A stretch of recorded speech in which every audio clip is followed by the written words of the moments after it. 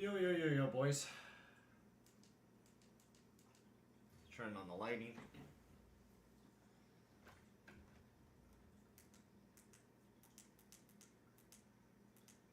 There we go. Sorry, boys, I'm like a minute late, but I wanted to make my quick protein smoothie and shit. Have something to also kind of snack on while I'm beginning to watch the game. Welcome everyone into the stream.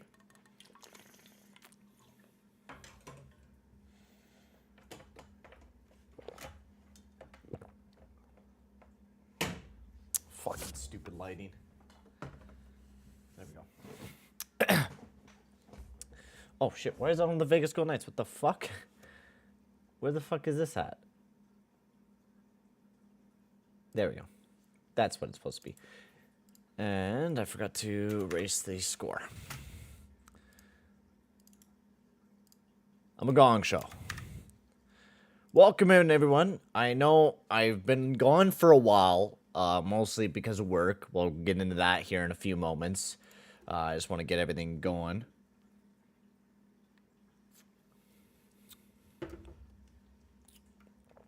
Oh, good ass fucking smoothie, baby.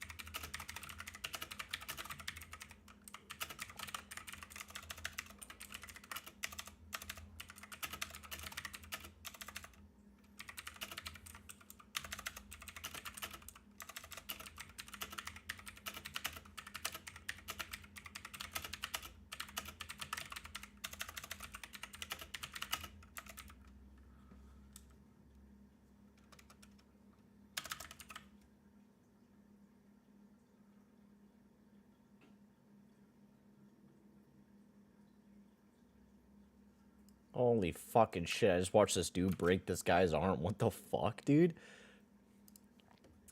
Holy shit balls. Yeah, we gotta go up against Matthew Tkachuk tonight.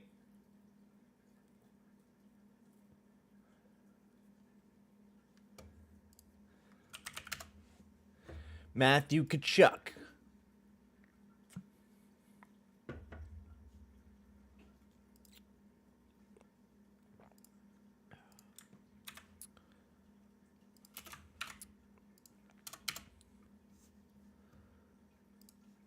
And one last thing I do want to open up is Sportsnet now. I'm actually going to lower this as a little bit as well. Sorry, guys, I'm having to do a few things. I just finished eating like a few moments ago and getting my smoothie good to go. So that's the reason why. And yeah, rip Borjan Solomon. Fucking rest in peace, brother. But yeah, welcome in everyone to the stream. I was gone for about a week. The last game I did was the Vegas Golden Knights on Saturday. So yeah, over a week now I've been gone because of the fact that I had to work Black Friday and I didn't want to do like any streams throughout the week because I was also working really late throughout those nights as well. I basically worked like what was it? Oh God, like I worked God, it was like 9 hours on fucking Saturday or on Tuesday. And then Wednesday was like my only day off. And I haven't had a day off since Wednesday. So since Wednesday, I've been working. And I'm still working all the way until fucking Friday. Friday is my fucking day off.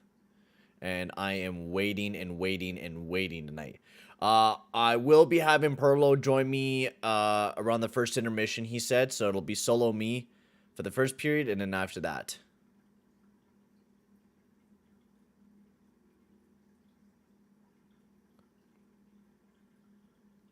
Ceremonial puck drop between Montour and McDavid for Indigenous Night.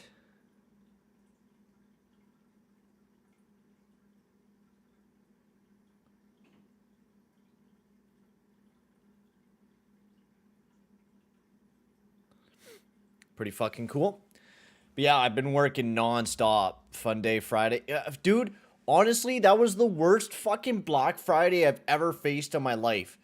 I made a good amount of money, but that shit was fucking crazy busy, man.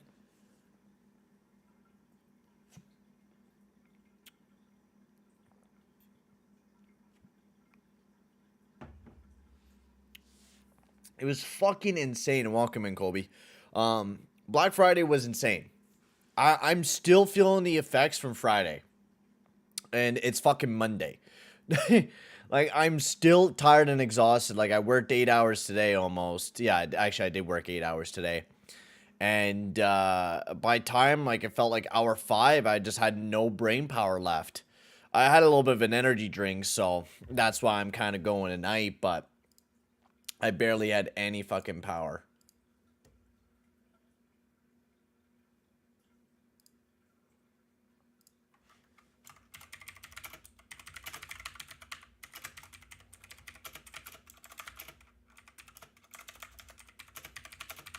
But I did get some free earbuds because I sold a crap ton, so that's cool. My TV sold. It keeps turning off thanks to Sony and internet. Oh, damn, bro. But, yeah, it was a gong show. So, like, I was planning on maybe doing a stream Sunday, but then, Saturday, I still felt tired. I woke up Sunday, still felt tired. I was like, yeah, man, I don't think I'm going to be able to fucking even be able to handle going to work or doing a stream. Even tonight, man, I'm fucking still very much tired and dead. But, I'm sitting here doing a stream tonight because I definitely did want to do one. I don't want to continue to not do any streams. I want to get something going for you guys and do a little bit of a stream tonight. So I wanted to do that because I haven't been on here for like a fucking full week. So I want to jump back on here. Welcome in, Christine. We got a big night for the Oilers too. We have fucking Walmart internet. Yeah, Walmart internet. A lot of lineup changes in the lineup tonight for the Oilers. McLeod is on the IR. Fogel's not in the lineup tonight. Yeah, Moto also got put on the IR. That's why he's been missing a bulk of the games. So James Hablin, he's making his debut tonight for the Edmonton Oilers. And Tyler Benson as well is playing tonight. So we get to see those two guys as well.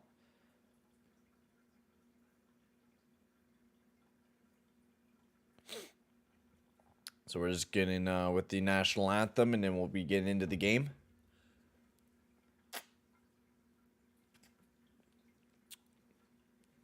If you wonder what I'm drinking my protein shake.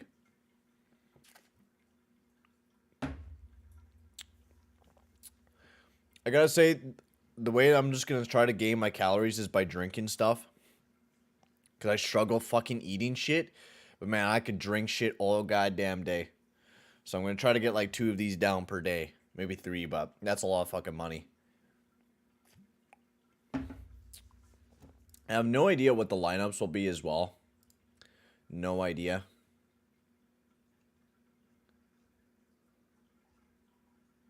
Oh, here we are. Yeah, of course they're going to... Why do they fucking do this, man? Like, I don't get the Draisaitl McDavid Puljujärvi line, man. I just don't get that. Costin, Shore, Ryan, ugh. Holloway, Malone, Hablin.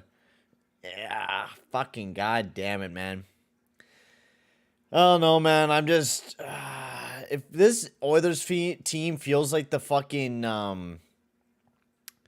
the team Chiarelli did fucking after we went deep into the playoffs and Chiarelli just fucked it right up and feels like that team this year, man, We'll have to see how well we do here against the Panthers, though. It's a big night here tonight. Look on the bright side, last year we were down and came back. Yeah, oh yeah. But that was just because of the new head coach, and we got really hot with the new head coach, so. But the way that the Oilers have been playing is not amazing. Not amazing, and a lot of Oilers fans, they need to... And fucking some rumors saying that we need to get gritty players. I fucking hate that shit, man. We don't need gritty players. We need players who can, 1, score fucking goals, and 2, can finish their fucking opportunities and play defense. We have no great defensemen, man. Like, It is ridiculous how fucking long we just keep fucking bargaining for defensemen and not going out there and actually getting good defenders. It's absolutely ridiculous. So we're about to get into the game here between the Oilers and the Panthers. About to get the puck dropped. Is the top line out there for the Oilers and the top line out for the Panthers. It looks like Sam Bennett and his line out there with Tkachuk and Cousins. As we're about to get ready to go. I hope you guys are pumped up and ready. As I'm back streaming. It's going to be a fun night here tonight as we get Panthers versus Oilers. And the puck has been dropped as Forsling sends this one in deep. This one chipped around by Ceci up against the boards. Bennett tries to chip it up. Now picked up by Draisaitl. There's some speed shown by the Oilers. He cuts back. Draisaitl sends it down below, but turned over by Bennett as he sends that one all the way down the ice.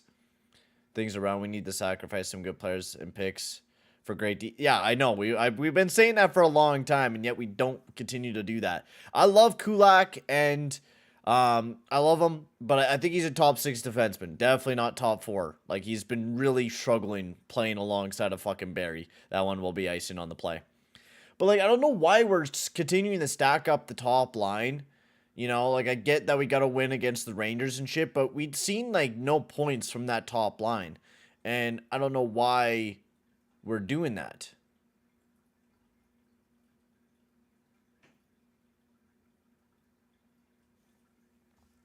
I don't know why we're stacking the top line like the way that we're doing. It would be better if you throw Draisaitl down with I don't even know, Draisaitl with Janmark and Hyman, or even do Costin, Draisaitl, Hyman or something like that. Janmark down with Shore and Ryan. I don't know, man. Like, there's better lineup combinations than what we're doing.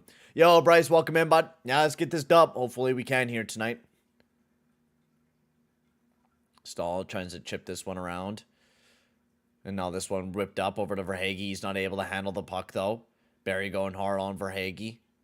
One of our best depth lines, though, was Puljujarvi, Fogle, and McLeod. I was such a big fan of that. Actually, analytically, they are amazing, that line. And I wish we could keep them together, but with the way that injuries are right now, we're getting kind of fisted by injuries. This one chipped up. Yeah, Mark over to Nuge, over to Kulak, and that one will be offside on the play.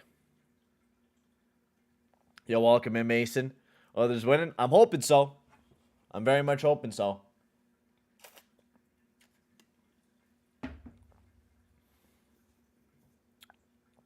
Also, the last few days of the stash, too, for November. Last few days, and then I can shave her off. I think I might grow facial hair. I might just start fucking growing some facial hair over the next little bit is what I'm kind of thinking. This one gets sent in deep, show going hard after the puck. This one trying to be chipped out by Muhura.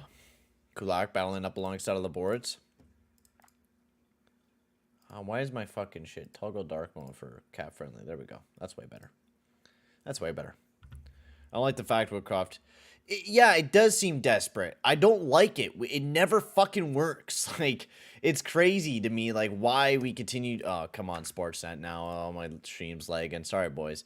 But I don't get why putting the top line together. I talked about it on the OGR, and I guess some people disagreed with me that putting that line together was a good idea, but I don't think it's a good idea, man. It doesn't produce as any points, and Halbling getting right out there. He gets stuffed up alongside of the ball, but does get it in deep. This one picked up by Malone as he wraps this one around. This one sent over to Bouchard. Nice shot. That one blocked up. Battle up alongside of the boards. This one gets chipped out by the Panthers and all the way down the ice. This one picked up by Broberg. Broberg flutters this one up. This one down the ice and picked up by Stahl. And I don't like the defensive pairings. I think there's better defensive pairings that we could do that can also get people. Like, I was reading an article. I don't know who the fuck it was by, but people were like saying Evan Bouchard's been bad this year, but I disagree. I love Evan Bouchard. I think he's been one of our better defensemen compared to everyone else on this fucking trashville of a defensive core that we have. Forsling carry this one up as he flutters this one in. Picked up by Ceci. Ceci flutters this one over to Puljujarvi. He's not able to handle the pass like Ceci, who cannot fucking touch the puck, man. You ask that guy to touch the puck? Fuck me. Ceci battling with Tkachuk up alongside of the boards. This one picked up by Nurse. Nurse looking to carry this one off for the Oilers. Gives off to Draisaitl. Draisaitl trying to get it back over to McDavid, but turned over. Nurse sends it into the corner, but no one there to get a handle of it. Yeah, 2 goals last game, too. It's I know. I think like Bouchard and like the younger guys. I don't know why everyone gets a bad rep. Like it's fucking crazy. Like yeah, it's like the guy was saying Barry's been fine and there's not like really much to complain about him. And like there's been some big errors, but like Barry's the worst fucking defense core on this team. He's been the biggest fucking blunderer on the team without a doubt. CC hasn't been very good either. Nurse just gave him a fucking great job, boys. Fucking Florida up 1-0. Matthew Tkachuk able to get the first goal because Darnell Nurse is a complete fucking moron. I don't know why CC went up all the way to the fucking point. I don't know what he was thinking. Man, I love our defensive core, guys. I come back on my fucking stream and here I am losing my fucking mind. Oh my fucking god, this team is trash and Holland's not doing a fucking thing. Like, great job, Nurse! Great job, Nurse, fucking going on your fucking ass. Like, oh, I'm just gonna block it like this and just fucking stand there doing nothing. Fuck you, Nurse. Fuck! Fucking hate this team, man. Fucking hate this team. Yeah, thank you, Sportsnet. Your fucking shitty streams, man. Holy shit, Sportsnet now. Fucking wake up. I'm paying $150 a fucking year for this garbage. Fucking bullshit, man. Fucking bullshit.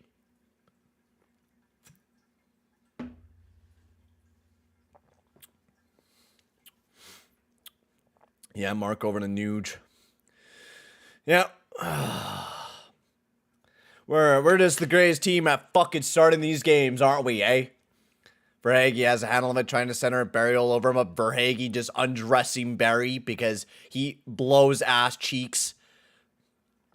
Don't be surprised if I'm ripping in this team. I've been so pissed off at the Oilers, man. I've been so goddamn disappointed by this team. It's actually so goddamn irritating watching this team on a daily fucking basis. This team is supposed to be so fucking good, and yet it's so goddamn trash, man. So annoying watching this team and watching this general manager fucking old ass Ken Holland ruin this team in front of my eyes. It's ridiculous, man. Fucking ridiculous. Where the fuck is my 190? So fucking high up. Fucking cunt. There we go. That's a lot better. Already early in the stream and I'm having a fucking early fucking meltdown. Oh. So goddamn annoying to watch this team, man. So fucking annoying. Hobbling to take the draw. Yeah, that's what happens when you have defense that you never fucking improve. We've had the same defense core for years, and Holland thinks that we're fucking fine when we're not. It was never gonna last this way. Now teams are able to everyone after hearing that cancel page. Fuck off. No one's gonna cancel me. Get out of here. All the way able to keep that one into the zone. James Hamlin has an opportunity here. Sends it over to Bouchard. Great chance. Big glove save by Spencer Knight. Lumber looking to carry this one out. And Nurse and Cece, I don't know why we continue to put that defensive core together. They are fucking piss poor. And Nurse, he's been having a bad spell of games, man. I've not been a big fan of Darnell Nurse. This one picked up by Holloway. Holloway makes a nice cut move, tries to center it. That one picked off by Tkachuk, though, as he flutters this one out of the zone. CC flutters it back over to Nurse. Nurse over to CC, back over to Nurse.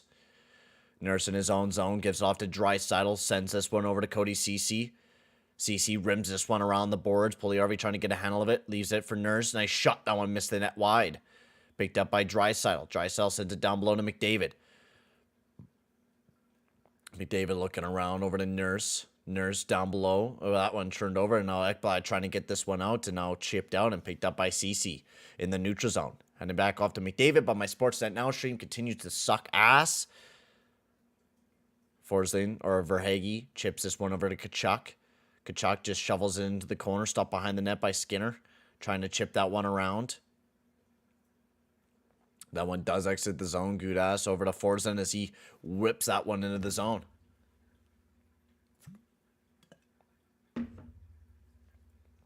Yo, Lauren, welcome in, bud. Hyman trying to make a nice move, but Gudas picking him off. Hyman still going. Down below to Yamark, but that one turned over by Forsling as Yamark tries to shovel that one home. A nice stoppage of play there by Spencer Knight. Dude, my Sportsnet Now stream absolutely sucks, man. I'm not worried about being canceled. Man, fucking, I'm so, like, goddamn bright on the camera. Why the fuck am I so bright? Is it my other light that's too bright? I'm bright for some reason today. There we go. That's a lot better. A little bit darker. There we go. But yeah, this is a really already frustrating game to watch. Already a super frustrating game to watch, especially with, I don't know why CC went up that high. That made no sense to me. Why CC was defending that guy that high up. As a defenseman, you're not supposed to go up to the point. There's supposed to be a cutoff line. And it's like supposed to be like middle of the ice. You just stop. You stop. You go back down and you fucking play defense. You're not supposed to be a forward. You're not a winger playing, you know, the top. You know, you stop at a certain point and you allow one of your other forwards to take defense, you know. And Darnell Nurse, I don't know why he was blocking it the way that he blocked it. It almost would have been better if he handled the puck than not. And it almost would have been better if he didn't fucking block the shot the way that he did, because that allowed an opportunity to Matthew Tkachuk, because there was nobody else in front of the net to handle that rebound. Usually if you are blocking a shot, usually you're not going to be able to get the second opportunity that usually a player is going to get, especially with that type of balancing puck. Darnell Nurse should have never fucking went down and blocked it, and I hate how he always does that. That's like the biggest downside of Darnell Nurse, because he learned it from fucking Chris Russell. Oh, always block shots. Always block shots.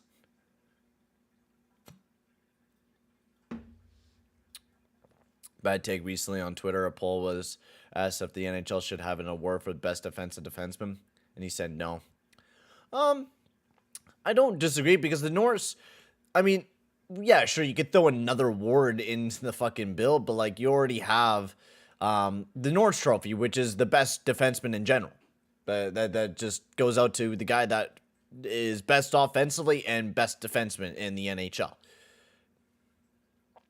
Might not be a bad idea to do a defensive defenseman award, but then you're just making another award to make it another award, you know? I would rather see most improved. I would like to see a most improved type of award. I think that would be a really cool award to add into the NHL. Face off just to the left of Spencer Knight. Face off win for the Others. Nice shot from Barry. Nice tip from Janmark. And that one almost got put in the back of the net. They're still shoveling away at it. And the play is blown dead with 12:31 remaining in the first.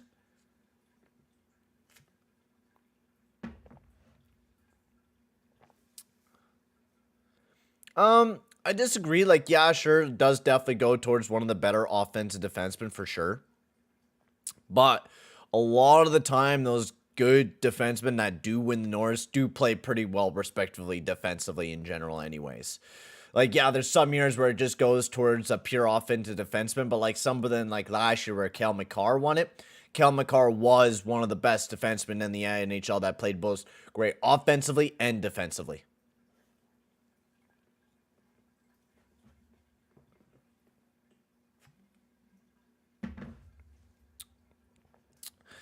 Honestly, it's never even been since we lost Kane. It's been since we started this year that we've been ass. It's as Kane was kind of hiding those problems that, hey, we have at least one good goal scorer. We've been like this since the beginning of the season. We've been ass. We've been ass. This is one injury crumbles a team, and that shouldn't be the case. There's other teams out there that are missing key pieces like the Avalanche, and continue to have injuries, but continue to play off the wall crazy because they actually have a well-built fucking machine. Us, we just have a shit fucking machine. Pugliarvi not able to get a handle of that. Great shot from CC. Now Bennett looking to carry this one up over to Forsling. Dashing into the zone. A nice shot pick save by Skinner. I'm going to be making a video on Friday talking about everything. I had to check the size of Makar, and I'm shocked the dude is only 5'11". He plays like he's 6'3". I know, Makar is absolutely insane the way that he plays. He is incredible for the size that he's at. He's absolutely incredible. Yo, bud, how's it going, Calvin? I hope you're having a good day, bud. How's she going? As you missed my meltdown. Already 15 minutes in, and I'm already fucking losing my mind. Excuse me. Forsling whips this one off the glass. This one picked up alongside of the boards by Yanmark as he pulls this one out. Big bomb once again from the point, but that one missed by a mile. And now this one handled up alongside of the boards. This one trying to be sent down below by Reinhardt, but turned over by Nuge, given off to Broberg. Broberg carrying this one up as he whips this one in the zone. Yeah, I'm not been a big fan of Woodcroft. I'm going to be talking about that a lot in the video too there, Goose. But welcome in. I forgot to say hi. I forgot to say hi to you, and happy to see you here as well. But yeah, Woodcroft I've just not been a big fan of. I thought Woodcroft has been shown very weak, already crumbling, and just from the system that I'm seeing from him tonight is just... Sportsnet now, can you fucking work, you dickhead, man? Come on, dude. Why is it such ass? Like, I think we I thought Woodcroft was going to be amazing because there was a lot of people hyping him up, and I was watching a lot of his clips. I thought the way that he kind of played was going to fit the team quite well, but just hasn't felt like it. I like Schneider, and I think he will be better. It would be nice to have a guy like him. Schneider would be a fucking... Dude, that was all we would need, man, to make this team amazing. Moritz Schneider is bloody amazing, man. He's a future Norse. Face-off win for the Oilers. This one picked up by Puljujärvi. No one there to get a handle of it. As this one picked up by Tkachuk. Fluttered over to Stahl.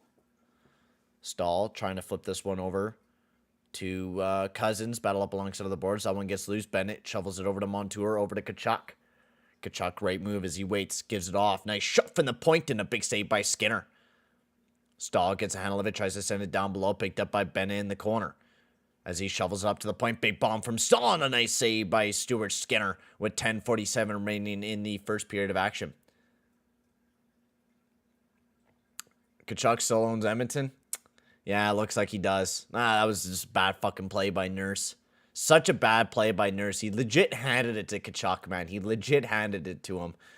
Fucking Christ. I don't know why CC was so high up as well. Trying to watch NHL games on Sportsnet or anything else is a mental battle. Dude, it is. I don't know why. I haven't had very much of a problem with Sportsnet now this year, but for right now, it's been absolutely just mean. Not working very well. Barry flicks this one up. That one turned over, though, by Gudas, but turned right back over by the Oilers as Kulak flips it up, but gives it right back over to the Panthers, and right back over to the Oilers as Kulak sends this one into the zone and stopped behind the net by Knight. Muhara has a handle of it. This one sent over to Lusharainen, but he's not able to handle the pass, and that one sent all the way down the ice and stopped behind the net by Skinner as he sends this one around. Picked up by Costin. Over to Barry. I thought we were going to see Benson in the lineup tonight, but I guess not. Kulak gets a handle of it. Yo, Leaf Sadek, welcome in, bud. Yeah, CC, I don't know why. Like, he's been kind of... Even last year, he was a tad overrated. And this year, he's just not... I'm not a big fan of him. Not a big fan of him.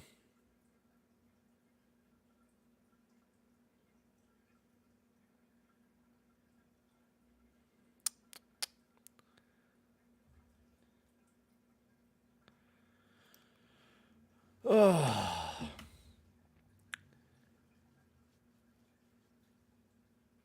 Yeah, I know it's so weird. Yeah, I know it doesn't work. Yeah, because like basically, if you're in Canada, you have to have Sportsnet now, but if you're in America, you have to use NHL Live. So it's like, I don't know why they did it the way that they did it. It's kind of fucking stupid.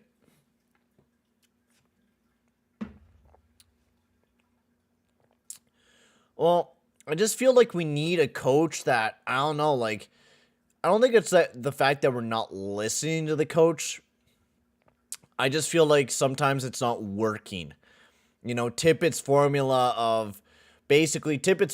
was just, hey, you guys, you know, kind of go out there, do some stuff, try to play defense occasionally. Like, we tried to do these shutdown type of shit all the time, where we acted like a shutdown defensive team. And it feels like with Woodcroft, we're trying to build this kind of, I don't know, like defensive structure when we don't have a good defensive structure, you know? it feels like we're trying too hard defensively sometimes, where we're trying to make the team defensively when we're just shit defensively in general anyways. It's crazy. I just feel like Woodcroft's plan is there. It's there, but it doesn't work very well. ESPN Plus in the States now? Oh, shit, really? So it's ESPN Plus. Oh, fuck. Oh, my God. With winter getting so cold, it's fucking killing my hands, man.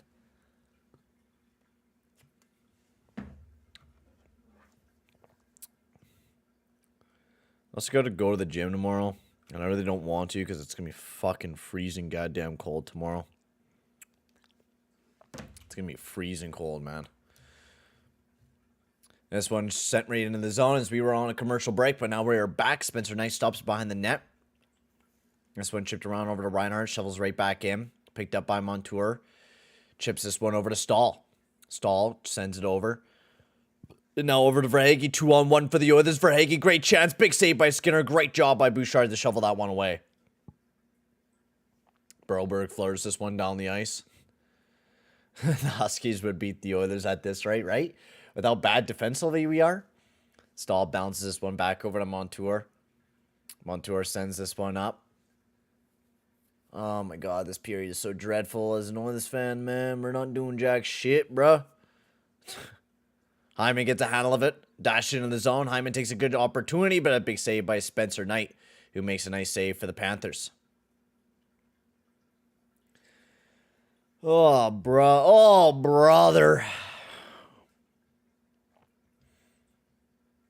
I don't know why we put the two young defensemen alongside of each other. It almost would have been smart to do Nurse Bouchard. Oh, I don't even know what you do. I think you gotta kind of have to keep Kulak and Barry together, even though I've not been a big fan of them. They can play well when you give them less minutes, I feel. And then you do Broberg and Ceci, and you play them not like you do even amount of minutes for everyone. You know, you don't give, everyone a crap ton of minutes like what we've been doing, where you give a crap ton of minutes to Nurse and Ceci, and same with the fucking Barry and Kulak, and then barely give any minutes to Bouchard and Broberg. I think that's just fucking criminal. Face-off win for the Oilers. Battle up alongside of the boards, so they try to get a handle of this one. This one sent down below to Hyman. Nice evasive move. Hyman tries to get a handle of it again, battling with Bennett. Being pushed up alongside of the boards. This one shoveled up to the point. Barry.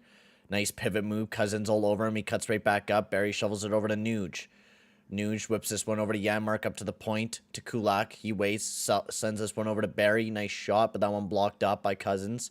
Hyman trying to get a handle of it, but it gets cut off by Bennett. Now picked up a good ass. He has a good ass. And this one sent all the way down the ice, and that one will be icing on the play. Leaf side and CC, and the first thing I said, why the hell did you not get Tanev? Tanev turned out to be amazing, too. That's the funny thing. That's the fucking funny thing. I think the reason why was because, I don't know. Maybe because CC was more healthy and Tanev, you had that worrisome of him being injured. But the thing is now he hasn't missed a game. But retrospectively, you look back at that, Toronto was really trying to be a playoff team. And I guess they seen CC as more reliable than what Tanev was at the time. Even though I probably, looking back at it, I wouldn't even went after Tanev at the time either. But that's because I wasn't a big fan of Tanev. I didn't think he was going to be that incredible for the fucking Flames over the last few years. Was not expecting that.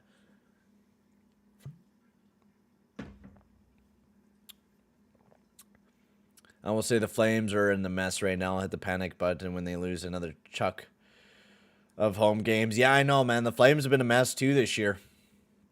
They have not been too great. I feel you, bro. The Oilers have been kind of asked to start off this season too, man. And they have not been good at all. Yo, welcome in. Hey, now. McDavid leaves off to Draisaitl. Draisaitl cutting back down below again. Leaves it for McDavid. McDavid being pressured by Bennett. Cuts right back up. Looking for an open lane. Shovels it right down below. Picked up by Draisaitl. Draisaitl over to CC. CC, nice shot. That one sent over the net. You know the biggest thing that I've been noticing from this team? We play a lot on the sideboards. Incredibly tons on the sideboards.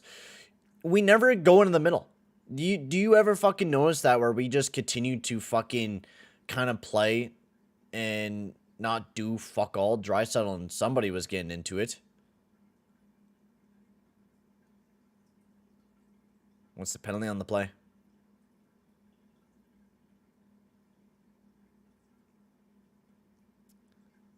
Oh, Gudas going to the box for 2 minutes for hold on Draisaitl. It's definitely a penalty. Gudas just like legit grabbed Draisaitl and held him up against the boards.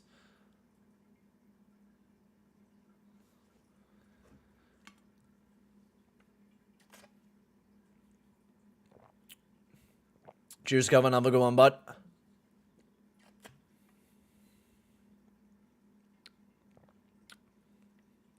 Well, the biggest thing is, like, not the fact that we can skate up the middle when we're getting in the zone. We're sometimes able to do that, but, like, even just offensively, when we have that offensive possession, like, I feel like we're getting more point shots than anything because we can't do anything in the front of the,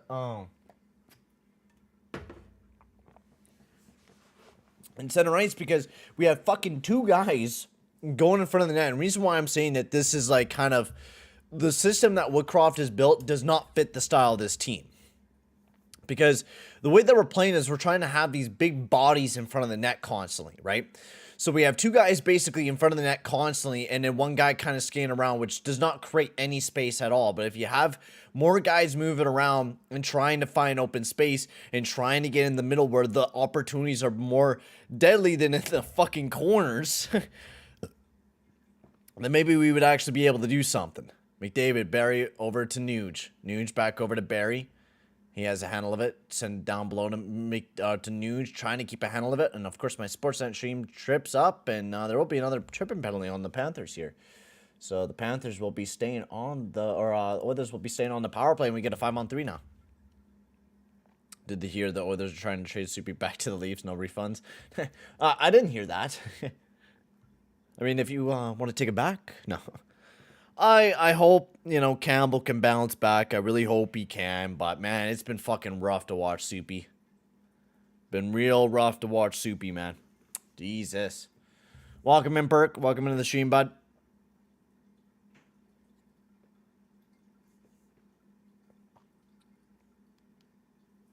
Face-off win. This one over to Draisaitl. Draisaitl chips this one back over to Barry. Barry over to McDavid. He's carrying this one in the zone. Shovels it over to Nuge. Nuge, great move. Still moving along. Over to Draisaitl. Not one wrong off the post. Great opportunity for the Oilers. Over to Barry. Over to McDavid. McDavid has a handle of it. McDavid down below. Over to Draisaitl again. And that one missed the net. And that one rimmed around the boards and all the way down the ice. And this one picked up by Barry. Barry sends this one over to Draisaitl, over to McDavid. He's dashing into the zone. Great move by McDavid, but great stick by number 5. I think that was Ekblad with the great kind of pushing McDavid into the corner. McDavid tried to get it back over to Draisaitl. Over to Barry. Big bomb. Nice block. And now right back to Barry again. Right down below to McDavid. Over to Draisaitl. Draisaitl, great chance. Big save by Knight. Another great opportunity. Another great save by Spencer Knight again. The Oilers is continuing to get robbed and robbed again. And this one sent all the way down the ice. Oh my god, if he went back to Toronto and started playing amazing again, that's just the Oilers fucking goalie voodoo, man. Bouchard looking to carry this one up over to Puljujärvi, and this one sent deep into the zone. And I don't put the full blame on Cam. I mean, Skinner's been playing pretty good too, but like I think if we had better defense, you'd play a little bit better. Probably not amazing, but like better defense would probably help the fact that like we suck defensively. Pure and simple, we suck defensively. And we could not score on this 5-on-3 opportunity that we did have. Holloway bounces this one over to Puljujärvi. Over to Ryan. Big save by Spencer Knight again. Holy shit, man. What the fuck? Oilers just not able to score one, man. Knight robbing us. Every single opportunity we had, he robbed us.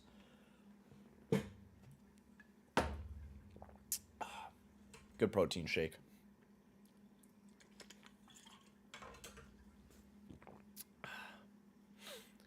That's ridiculous, man. That is just fucking stupid. Nurse has a handle of this one. Sends it over to Malone. And great. Why the fuck? Oh, we're ending of the power play, so we throw with them alone line. Okay. Nice big bomb from Nurse. Howman trying to get an opportunity, trying to keep it alive for the Oilers in the offensive zone. Short chips it right back down below. Trying to be chipped out. Hamlin still battling, giving it off to Short. Tries to shovel it back in the corner, but turned over by Ekblad. And now giving over to Fords Lane, trying to chip this one out of the zone as Lindell flutters this one up and picked up by Darnell Nurse. Darnell Nurse looking to carry this one into the zone, keeping it to the side. He gets nailed up alongside of the boards by Gudas.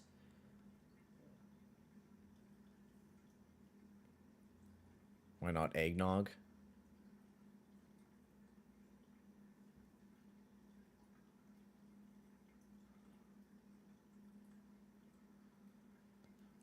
Why not eggnog? I'm not a big fan of eggnog. Quite honestly.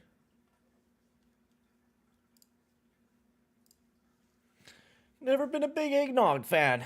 Also, guys, if you haven't already, make sure to hit that like button and hit that subscribe button as well, boys. It'll be very much appreciated. If you guys haven't so already, as we passed 1,100 subscribers not too long ago, so if you want to hit that subscribe button, it'll be very much appreciated as we're trying to get on our way to 1,200 subscribers. 1,200, baby. Let's get to there. But yeah, it's been a great game. Well, not a great game if you're an Oilers fan. It's been kind of fucking annoying to watch this team. Honestly, like, this is the year where I feel like I'm just gonna go mentally insane this year. It's super hard to watch this team play right now. Like, physically irritating to watch this team play. Like, just the way that they're doing everything, they suck, man. It's just so hard to watch this team play. It's so frustrating.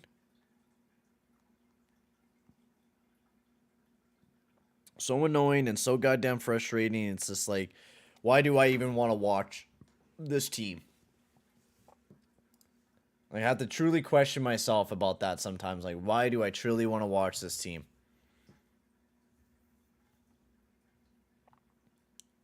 Mostly because I'm a kid, but I've tried it. I actually have never tried eggnog. My family isn't really a big eggnog family, so we just never tried it. I think I probably won't like it. I probably could. Oh, roughen to Darnell Nurse? For what?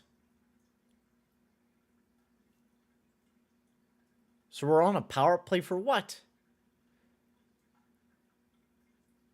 What? Huh? Huh?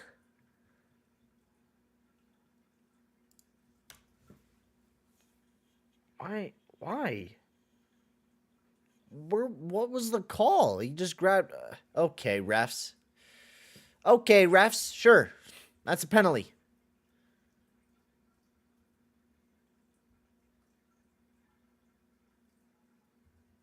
Almost put a hole in my wall. I punched it so hard my hands were bleeding. No, Jesus Christ. I might just fucking have a meltdown. Well, that's really it. I might punch my chair a few times. I was so happy last year. Now watching this team play like this year, it's just so miserable, man. This one picked up by Montour, rips it down to Tkachuk, bounces it up to the point to Lindell. Over to Ekblad, big bomb. That one tipped wide. This one down to Tkachuk, up to the point to Ekblad, flushes it right back down below to Tkachuk, being pressured by Kulak. Shoves him up alongside of the boards, gets over to CC. He's not able to handle it. Now this one sent around. CC trying to shovel this one out. Off to Ryan as he sends this one all the way down the ice. Yeah, McDavid might get a stroke by the end of the season, man. I don't doubt it. Don't doubt it. I'll lower that just a bit more. This one, Montour shovels it back over to Bennett. Back over to Montour. All right, have a go on, Leafs Attic. Nice shot. Big save by Skinner. Tkachuk gets a handle of this one. Sends it around. Yeah, send out Barry for a PK. That's real smart. Love that idea, boys. Bennett dashed into the zone for the Panthers. 35 seconds remaining on the power play. Up to Montour. Nice shot. Big save by Skinner. Barry trying to get this one out. Picked up by Tkachuk up alongside of the boards. Being cut off by Broberg. Oh, Broberg and Barry. I feel a goal against coming here very soon here, boys. Barry gets a handle of this one as he sends it all the way around and out of the zone. Oh my god, what? What the heck? This one stopped behind the net, and this one picked up by Verhaeghe. Verhaeghe looking to chip this one out. Chips it back over to Gudas. Radko Gudas chips this one up. Trying to chip it in the zone, but turned right back over by Kulak as he flutters this one up. Forwards lane sends this one in. And this one will be picked up by Kulak up alongside of the boards. This one centered. Nice shot. That one missed the net wide.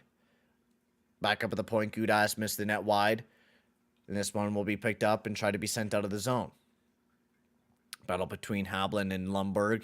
Battling up alongside of the boards as Hablin tries to pull this one out. As the Oilers struggling to get it out of their own zone here. Malone gets a handle of this one. Chips it over to Holloway. Holloway chips this one down the ice. And picked up by Forsland. Forsland looking to carry this one up with some real speed as he sends this one in deep. This one wrapped around and picked up by Nurse. This one right back in the hands of the Panthers again. Battle up alongside the boards. Great centering pass. McDavid trying to get it out. Still stuck in the own zone. Well, of course, my Sportsnet now is lagging. Do I have a second favorite team? I don't know. It's kind of balanced between a few teams. Like, I used to love the Penguins a lot. The Winnipeg Jets I really enjoyed when they first came in the NHL. Haven't been so big of a fan of them right now. Mostly because I love Ehlers and Connor, but kind of fell out of love with Scheifele. Scheifele's just been okay, but I used to love him when he was in his prime and shit. I think kind of my second favorite team would be Pittsburgh still. I love Crosby. Love my boy Crosby. But ever since I started doing the OGRs and shit, I've just really divulged into just fucking full-blown die-hard Oilers fan, man. Face-off win. Ryan chips this one all the way down the ice. Yammer trying to get a handle of this one as Spencer Knight comes out to play and bounces it off the boards. The Panthers still in their own zone. Is great patience here. He's trying to get this one out of his own zone. Number 21 for the Panthers. Don't know who the fuck that is. Number 21. Is that, Nick Cousins. This one sent all the way down the ice.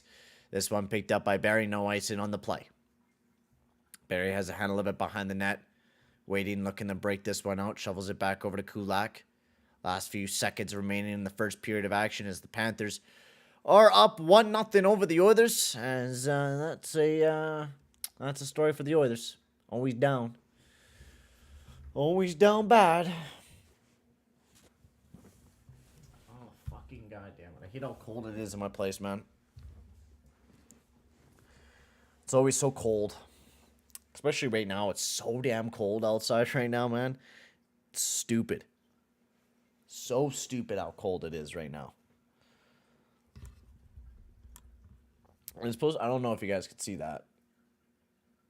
I don't know if you could see it too great. Let me see. See all those fucking minuses there, guys? Look at all that shit. Minus 24, minus 29, minus 30. It's ridiculous, man. Like, fucking... It's bullshit, man. It's fucking bullshit. I'm not gonna walk to the gym and stuff like that. It's horrible. It's so cold when I'm walking to the gym.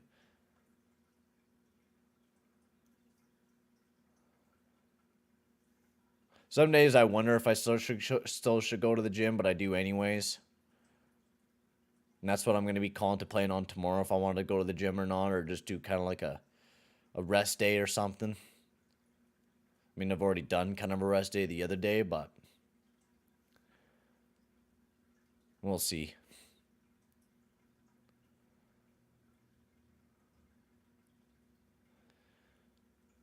I didn't want to go to the gym, though. Ugh. Perlo should be joining us here soon. He said he was going to join during intermission, so he'll be joining us here in a few. Here in a few, boys. BC's been hit hard by a cold Arctic. It's cold in the North Van too. Yeah, it's cold everywhere right now. I mean, especially up in the BC area. It's fucking just chilly, man. So I mean, like, we're getting a whole lot of... I mean, Vancouver's, 0 degrees right now? That's not terrible. It's fucking real chilly up here, though. Yeah, Vancouver doesn't get that cold, though. It's only fucking 0. That's not even that bad. Nah, I fucking love that type of weather. I could deal with that. Fucking -1, -2. I could deal with that all damn day. Here, it's like fucking -30. Or it's like -20 and it feels like minus fucking 35. Like, our weather here is... Oh, now my webcam's all broken because I tried to focus it on my phone and now it's not focusing on me. There we go. Oh.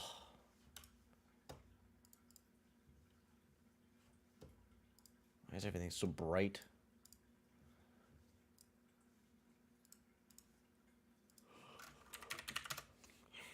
Yo, Rick, how's it going, bro? I just wanted to see how the others were looking in this first period. Yeah, we just got shelled in at the end. Oh, no, actually, we were shelling them in. It's not like the Panthers are playing a real great game in general anyways, but wasn't really a big fan of the Oilers during this period. Who's only playing? Yeah, the Ryan Yamark, Nuge, Hyman. I thought Hyman wasn't doing that bad. Nice. You just started updating your 32 team NHL from scratch. Nice, bro.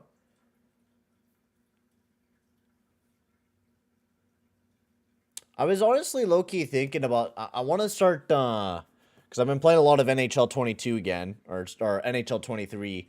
I think I'm going to do a custom league franchise mode where I'm going to remake the WHA. I think that's going to be a really cool idea.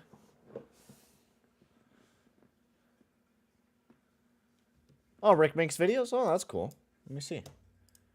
But I want to make WHA videos, or WHA. I used to do the WHA, but I want to actually do it in a franchise mode. So I'm actually quite excited to be able to do that.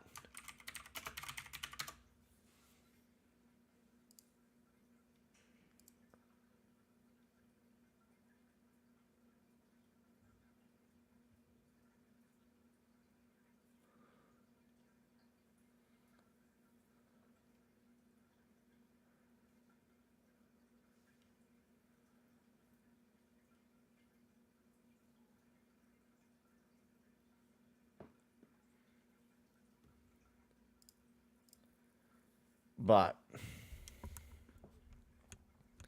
putting a team in Houston, nice.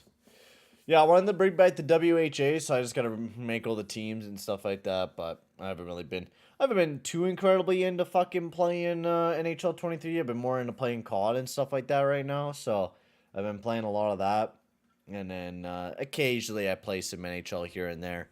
And I've been doing a Ducks franchise mode and having a good time with that.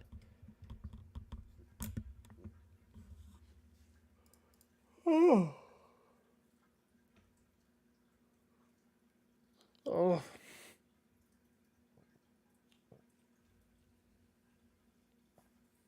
Oh, man, I'm fucking yawning already, and I had an energy drink like it felt like not even that long ago. Also, guys, if you haven't already, make sure to hit that like button and hit that subscribe button as well there, guys. It'll be very much appreciated if you guys haven't already. And welcome in, Beastie. Hope you're having a good one, man. Welcome in, bud.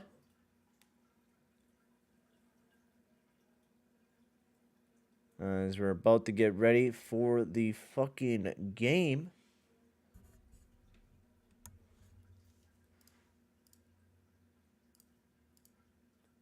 About to get ready for the game in second period.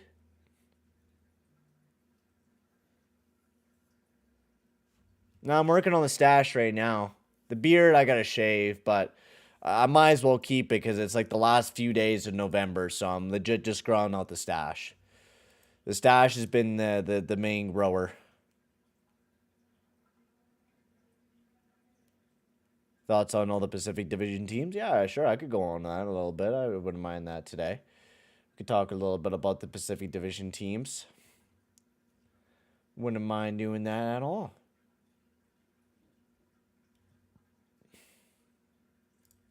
Let's see here. Let's see here. Okay, so I'll go one by one. I wouldn't mind talking about each and every team. Vegas Golden Knights. I've been bloody loving the Vegas Golden Knights this year, man. Logan Thompson's been incredible. Aiden Hill's been a great backup to him.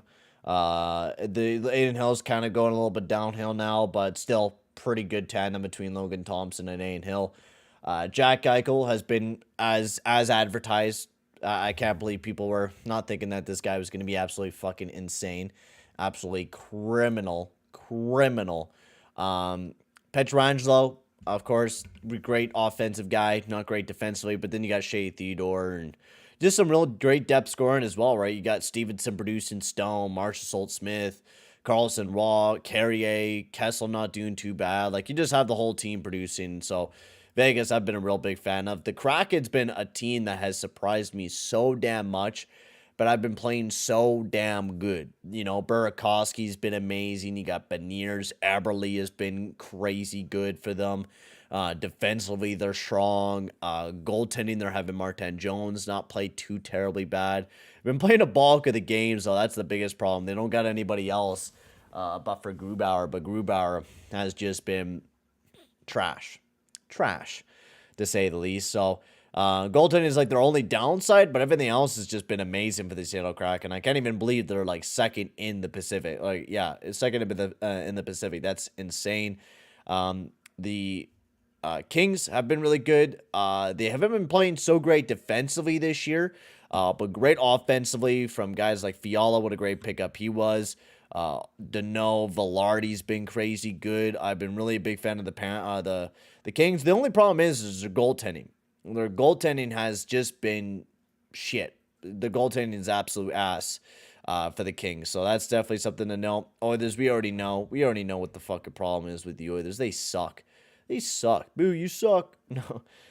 Flames, they've been not scoring goals. They have not been playing fantastic defensively. Mark Strom has just not been their guy this year. Just not a great team in general there for the Flames. The Canucks, they've been resurging a little bit, but I don't know how long this hot streak will last. The Kuzmenko, Pedersen, Mikheyev line has been crazy good, but how long can they stand with their defense? That's kind of like my big question. I think they can outscore a lot of teams, but I think their defense is definitely something to note that is not great at all. Sharks, they suck, in the Ducks, man. They are down bad. Down extremely bad right now. Yeah, I'm growing the Stuart Skinner stash. Yeah, it's going to be gone in a few days, though. Definitely not going to keep it afterwards. It's going. After November, it's gone. I don't know if I'm going to grow a goatee or what I'm going to do next, but I definitely want to continue to grow it out. I think it hasn't been that bad. It hasn't been treating me too bad. But for the few times that it does get like extremely itchy, but wouldn't mind growing a beard or something like that for the next little bit.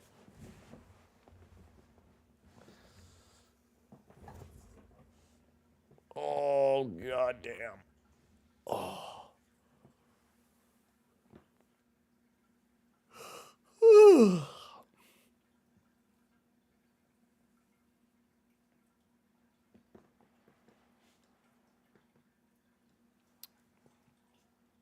Oh, sorry if I'm fucking yawning and shit, man. Working all the goddamn time. I worked like 42 hours last week, and I'll probably be almost about the same this week as well. Oh, shit. Shit, what the fuck? You're welcome in, my homie. Obi-Wan, my homie. My homie. That's a good name, bro. That's a good name, Beastie. Love that shit. That's fucking funny. At least I don't have to work until like 1:30 tomorrow. Like, that's like the real benefit tomorrow. We can still win tonight. There's still 60 games left. Oh, yeah, for sure. There's still 60 games left. Without a doubt. But still not incredible. A few more minutes left, and then we'll be back into the game. I might go to the bathroom. I take a little leak. Because, yeah, I worked 5 hours yesterday, 7.5 hours today, 5 hours there, 7, and then an 8. Okay, I work way less hours this week. Thank God, only 32. Last week I worked 42 hours. And majority of that, a lot of it is overtime. Like I made about 45 minutes in overtime, maybe even more than that. So probably about an hour and 45 worth of overtime, which is not too terribly bad. So I'm gonna have a really nice paycheck next time around, which I'm real excited about that. The squirrel is gonna be coming in hot.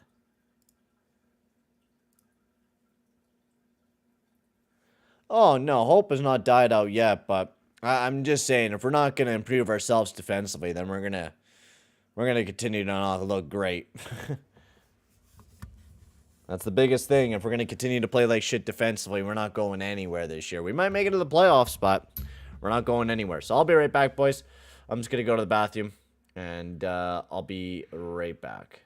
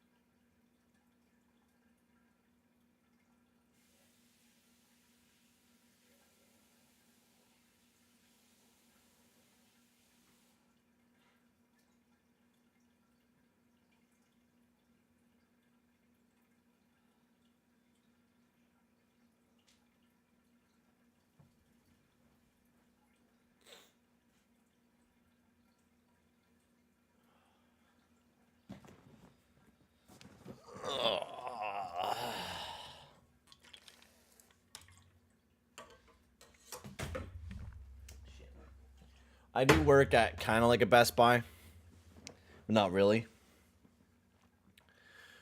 Sooner or later, I'll be able to tell you one day where I worked at. One day or another. But I don't want to fucking drop myself where I work at. Because the next thing you know, all motherfuckers coming visiting my goddamn store. But where I do work at is an electronics store.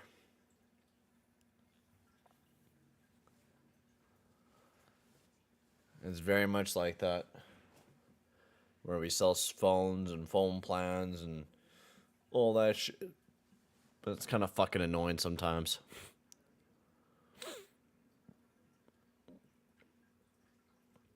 The plan there is I'll be able to tell you guys probably this summer because, we're going to be out of here by the time fucking summer comes along. I'm planning on moving out of the town, moving somewhere else. I don't know where I'm planning on moving. Probably maybe Edmonton and Calgary, or if I get a job elsewhere, then I'm going to be moving down somewhere else. But I do plan on moving somewhere else. Do plan on moving somewhere else. Fucking get a new home. A new home, baby. Fucking goddamn pants. Oh. Fucking shuffle myself in. There we go. Downtown Rogers is not looking too bad right now. I mean, it is pretty late at night, so usually it's not too crazy until after the game. Usually after the game, it gets crazy busy down there. Now we're about to get back in the second period, so...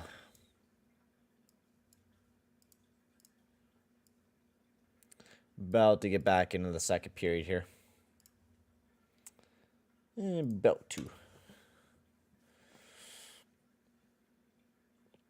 As it should be a good game. Hopefully the Oilers will bounce back and we don't continue to play like ass. I really hope we could bounce back in the rest of this game, man.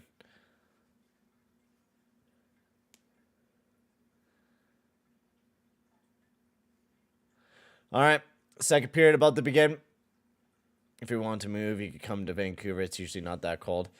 I don't mind the cold. I don't mind the cold at all, but it's expensive down in Vancouver. Real expensive. I think if I wanted to move somewhere, especially with the way that the economy is going right now, is I might be moving to Alberta. Just because it'll be cheaper to live in Alberta. Either that or Saskatchewan, even though that place is fucking bloody cold and boring. I might as well just stay here. Yeah, I'm thinking of doing that, something like that. But I definitely want to move away from here, so definitely want to do that. All right, here we are. Second period has begun. This one sent in deep. Yeah, welcome in, Liz Clay. Picked up by Puljujärvi. Chips over to Connor McDavid. He's carrying this one up. McDavid shovels it over to Nurse. Nice shot. That one missed the net wide. Picked up by Draisaitl.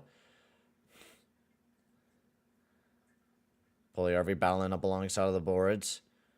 Picked up by Draisaitl. Tried to shovel right back down below. McDavid battling with Gudas up alongside of the boards. Or Ekblad, I meant. Puljujärvi now being turned over by Ekblad as he chips this one over to Reinhart. Reinhart chips this one over as the Florida Panthers chip this one all the way down the ice and stop behind the net by Skinner. I didn't enjoy Vancouver. It's a nice place. It's just really goddamn expensive.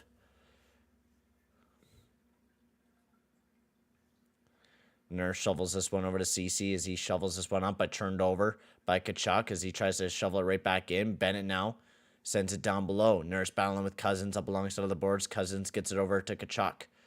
Tkachuk battling with Nuge and gets it right back over to Cousins. Nice backhand. That one blocked up by Nurse trying to shovel it out. Nice shot from the point, and that one tipped and blocked up. Yeah, Mark trying to get this one out. Sent behind the net to Tkachuk. Tkachuk trying to center it. Nurse tried to block it. Big save by Skinner with the second attempt from Tkachuk. Yo, welcome in, Oilers fan. Welcome into the stream, bud. Nurse trying to get a handle of this one. Trying to send it out of the zone. Now turn right back over. Bennett over to Tkachuk. Tkachuk gives it off to Bennett. Bennett waits. Montour tried to get it over. That one turned over, though. The Panthers do keep a handle of it and finally exit the zone. We need a Red Deer right between Edmonton and Calgary and Edmonton. You can see both teams play. That's actually not a bad idea. I totally forgot about Red Deer. That's actually not a bad idea because I do know people in Edmonton and I do know a lot of people in Calgary. So it's like that kind of middle spot where if I do go and do shit, I could be like, hey, hit me up. It's not a bad idea. I was thinking about that. That's actually not a bad idea. Like, those three places are not bad, or anything like around that area is not terrible. Because I'm just trying to find areas where I could do play-by-play gigs and find little gigs to do. So, if I don't get hired anywhere, then that's like where I'm planning on moving to, is like one of those few places. As Kulak sends this one over to Barry. Barry looking to send this one in. Your dad's from Red Deer? Cool. Shore has a handle of this one. Nice move by Shore as a sliding Gudas. He had to evade. Now a nice shot from the point, but that one missed wide. Picked up by Broberg up alongside of the boards as he tries to shovel this one around, but turned over by the Panthers. And now they're trying to flutter this one out of the zone. And now picked up by Bouchard. Bouchard shovels this one over to Broberg with 16:46 remaining. And this one all the way down the ice and stopped behind the net by Knight. This one shoveled around, picked up by Holloway up alongside of the boards over to Malone. Malone back up to the point. Nice shot. That one tipped wide out of into the behind the net. Holloway gets stuck by Gudas, and nice stoppage of play by Knight.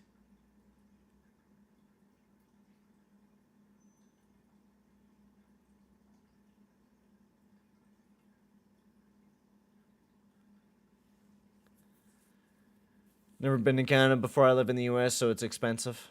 Now you live in the U.S.?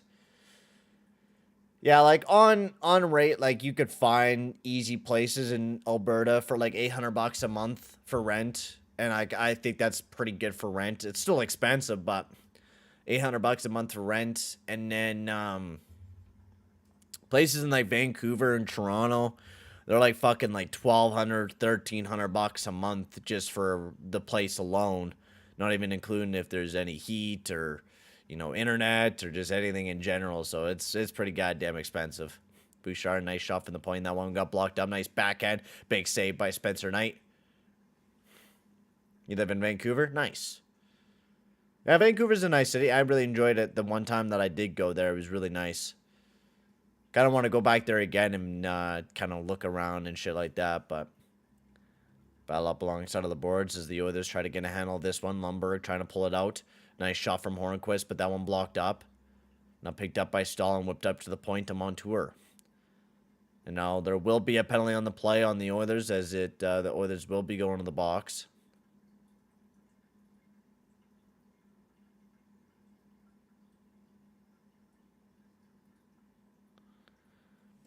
You live in Wisconsin? Nice. And you're an Oilers fan, dude? I guess that's pretty close to Canada, isn't it? Malone going to the box. Power play opportunity for the Panthers.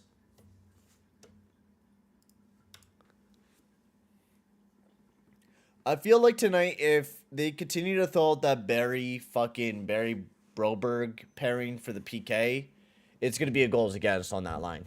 I guarantee it. I guarantee if Broberg and Barry are out there for another PK, it's guaranteed a goal against them. Guaranteed. Calling it. McDavid to take the draw, face-off win. As CC rifles this one all the way down the ice. Stopped up by Knight and given off to Montour. Montour looking to carry this one up as he shovels it back over to Reinhart. He's carrying up some speed, shovels it over to Ekblad. Ekblad being pressured by McDavid. Shovels this one over to Tkachuk. Back over to Ekblad up along into the corner. And now that one he wasn't able to receive. Lindell tries to chip it back in deep, but that one sent all the way down the ice by the Oilers with 1:27 remaining. And now the Panthers on a quick attack. Reinhart has a handle of it. Shovels. Tried to get it over to Tkachuk, but not able to as that one missed the pass, missed the mark. Nurse trying to get this one out of the zone. Not able to, though, as the Panthers keep it in. Picked up by Tkachuk in the corner. He has a handle of it, centers it, nice shot, big save, and I think that was a save by Skinner and tipped out of play. 1:07 remain on the power play. Peyton, if you visit Vancouver again, you should visit Stanley Park or Science World. Have you been there? I think I have been to the Science World, I'm pretty sure. I think when I went with my class, we went to Science World in Vancouver, I'm pretty sure. Yeah, I remember going to Science World. Yeah, I was there. That was a really cool fucking place. Dude, I'll go again, because that place was really cool. That place was a blast to go to. You're going to the Canucks versus Coyotes on Saturday? Oh, that'll be a good, that'll be a fun game to go watch. The Panthers carrying this one up as they sent it back over to Reinhart. Reinhart trying to handle that bobbling puck as he finally does as he's carrying this one into the zone. Picked up by Ekblad, being pressured up alongside of the boards. Kulak trying to get this one out. Yeah, welcome in, Carl. As Yamar finally chips this one out. 33 seconds remain on the power plays. This one picked up by Montour. Over to Ekblad. He's not able to handle the pass, though, as this one will be picked up by Barry in the corner. Trying to shovel this one up. Yeah, Mark swats it out. And all the way down the ice. And this one picked up by Hornquist. Hornquist cuts back. Montour sends this one up. This one tipped into the zone. And that one will be out of play with 9 seconds remaining on the power play. Haven't been to a Canucks game in 5 years. Woo! I've been to this game pretty recently. It was a fucking blast, man. It was so fun. And that last year, beat them 5-2. Yeah, the Coyotes are a pretty easy team to beat. Extremely easy to beat. I mean, they are playing a lot better under Tourney, though. I do give them that. The Coyotes haven't been playing. I've been playing a lot better this year. McDavid shovels this one over to Broberg, and that one whipped all the way down the ice and stopped behind the net by Knight. As he left that for Gudas. Gudas looking to break this one out, gives it off to Forsling. Forsling sends it in to the zone. Verhaeghe chips it down below to Bennett.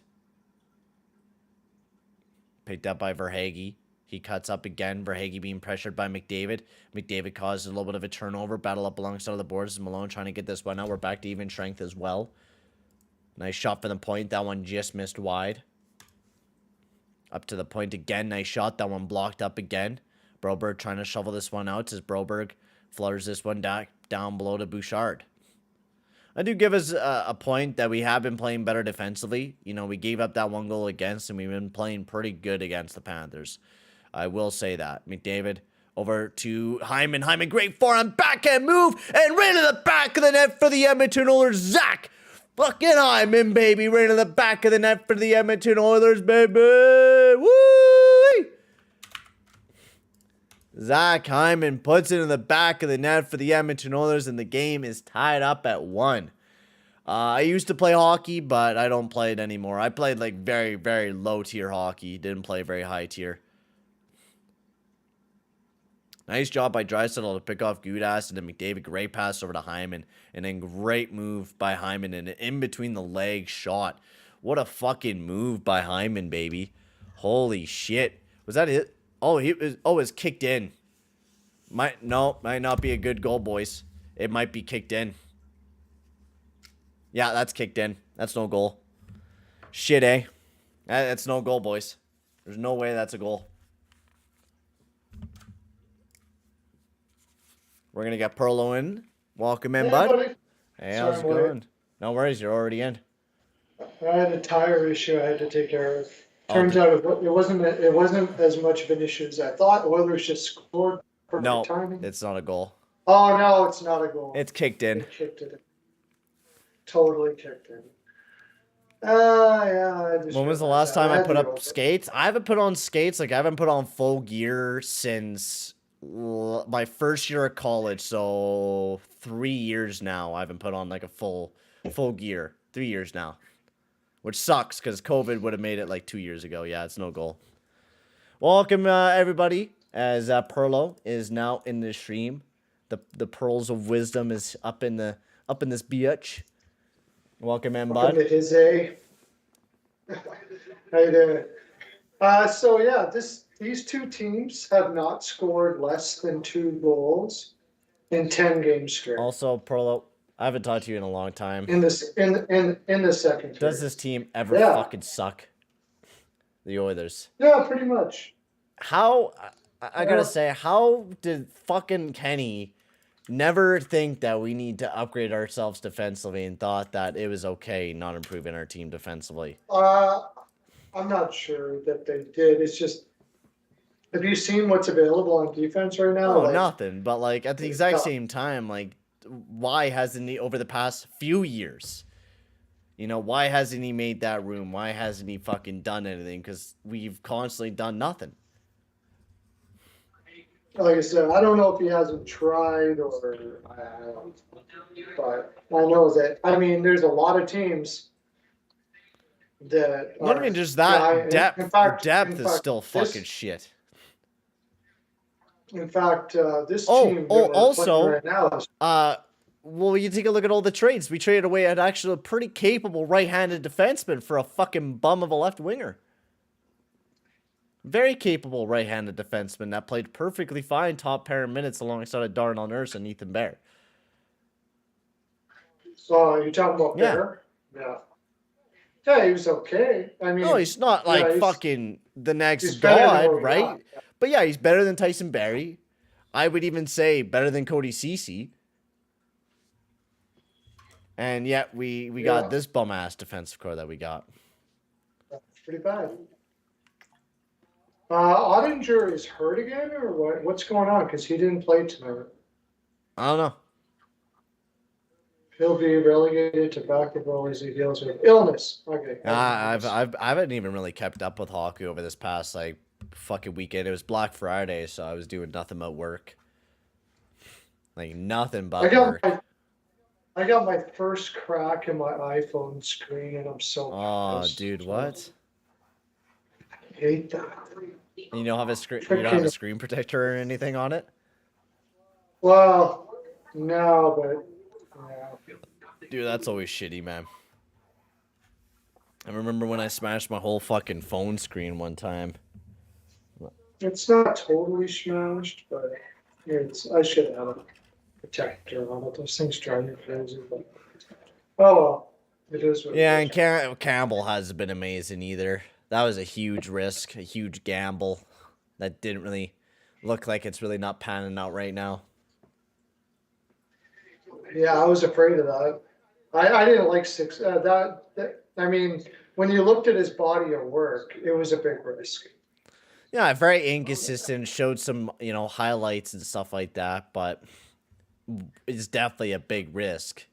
And he's just looked like he has not been the guy for us. But I mean, I don't really blame him entirely because our defense hasn't been amazing either, to say the least. Yeah. Like, we haven't been amazing defensively. We definitely need to be a lot better defensively as well. So,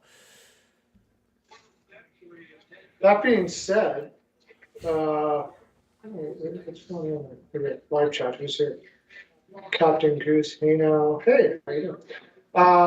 That being said, I mean, when you looked at the defense that he came from was better than ours. yeah. And he wasn't all that great there. Mm-hmm. So. All right, we are back from intermission break as McDavid has a handle this one, chips it over to Barry, over to Kulak. Kulak has a handle of this one and chips up the point to Puljujärvi as he chips it back over to Barry. Barry over to Kulak. Also, fucking Woodcroft, man. I will say this, I'm not a big fan of Woodcroft right now. I've not been a big fan of his coaching, and his lineups have been fucking horrible. I don't know why he's been throwing the McDavid and Draisaitl together. I think I don't know why, especially when we're having so many injuries the way that we're having so many injuries right now. Why do we throw McDavid and Draisaitl together? Why? I guess he figures that if we can, we got to be best at something. So yeah, but even then, like it's not. They're not even that good. Spencer, this whole freaking taking the net off is getting ridiculous. I've been seeing it a lot lately. It's ridiculous. Are they giving him a penalty finally?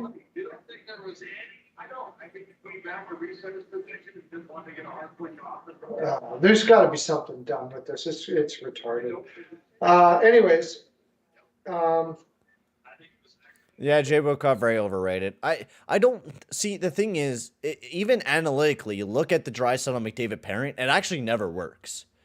Factually, it hasn't worked since like they were started off like that way.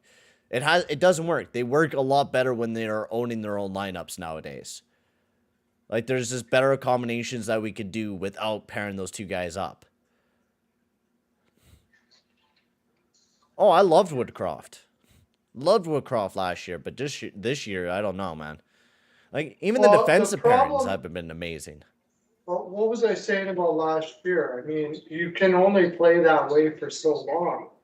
You have to be able to play more than one way, and it's a problem that the Oilers have had forever.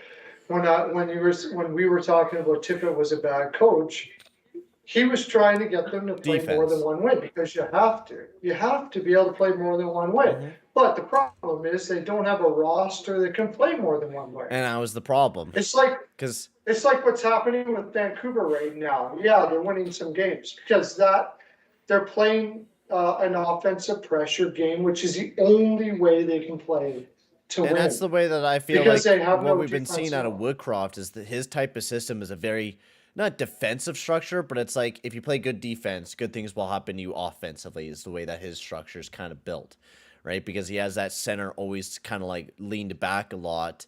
The two forwards kind of forechecking, but it kind of will generate a good amount of offense. It's just our team. Sportsnet now, come on, stop fucking lagging like a bitch. But our team is just built for one thing, offense, because Kenny doesn't pick That's up it. defense, man. He just believes that Broberg is gonna develop super fast, which simply he isn't. And I don't know why we haven't pulled a trigger on fucking picking up Chikrin. I don't know why we haven't paid the big bucks to go after Chikrin or try. And that's the problem. There's not a whole lot of available great defenseman. Pugliarvi, great move, big save by Knight. There's not a whole lot of big available defensemen in general, anyways. No, there isn't. Yeah, you would have to give up huge. Like right now, I was thinking about doing my fourth chicken trade video, fourth one. Mm-hmm.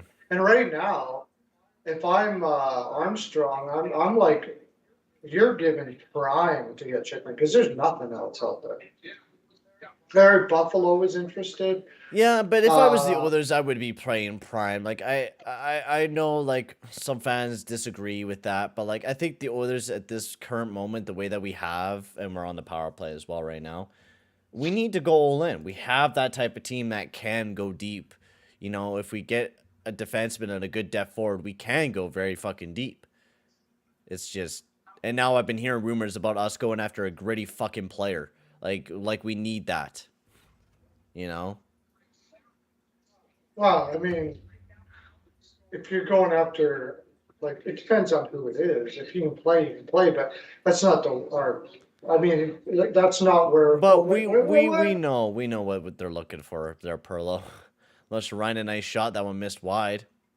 Remember I sent you that read. Oh, McDavid with a fucking breakaway forehand backhand right into the back of the net. What a move by McDavid, and the Oilers tie up the game at 1. What would we, if we had no McDavid, where would we be? Fucking bottom, like Bottom of the league. fucking shit Bottom of the tier. league. Absolutely garbage we would be. Like, Shit tier. anyways, yeah, remember I sent you that in the morning. I'm sorry about that to ruin your morning. Oh, the Reeves. So You know, I know it I was was going like up. about to start my shift, and I seen the Reeves. I'm like, for fuck's sakes. No, we're not about to pick up fucking Ryan Reeves. Like, he's so goddamn useless. And I'm like, fuck me, I gotta start work now. I gotta work my fucking bullshit day at work, and I gotta think about us picking up Ryan fucking Reeves. Awesome.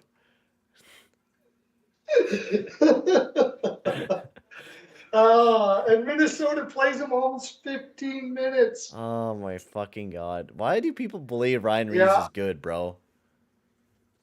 He's not, I have no idea. And this was the guy You that notice bullied that- Marcus Foligno, dude. Like, why do you want him on your team? Oh, I don't think they that really care. I know why they want him on their team. They need some energy in that whole organization. It's gone stale, but you don't play in 15 minutes. God, no. I mean, he's a reach around master. For Oh sure. my god, no doubt biggest about it, reach around but, master. Gudas has a handle of this one. This one kept in the zone. Bouchard tries to get it down to Holloway. Gudas trying to get it right back out. And this one all the way down the ice, picked up by Bouchard. Bouchard sends it over to Kulak. Kulak carrying this one up as he flutters this one deep into the zone.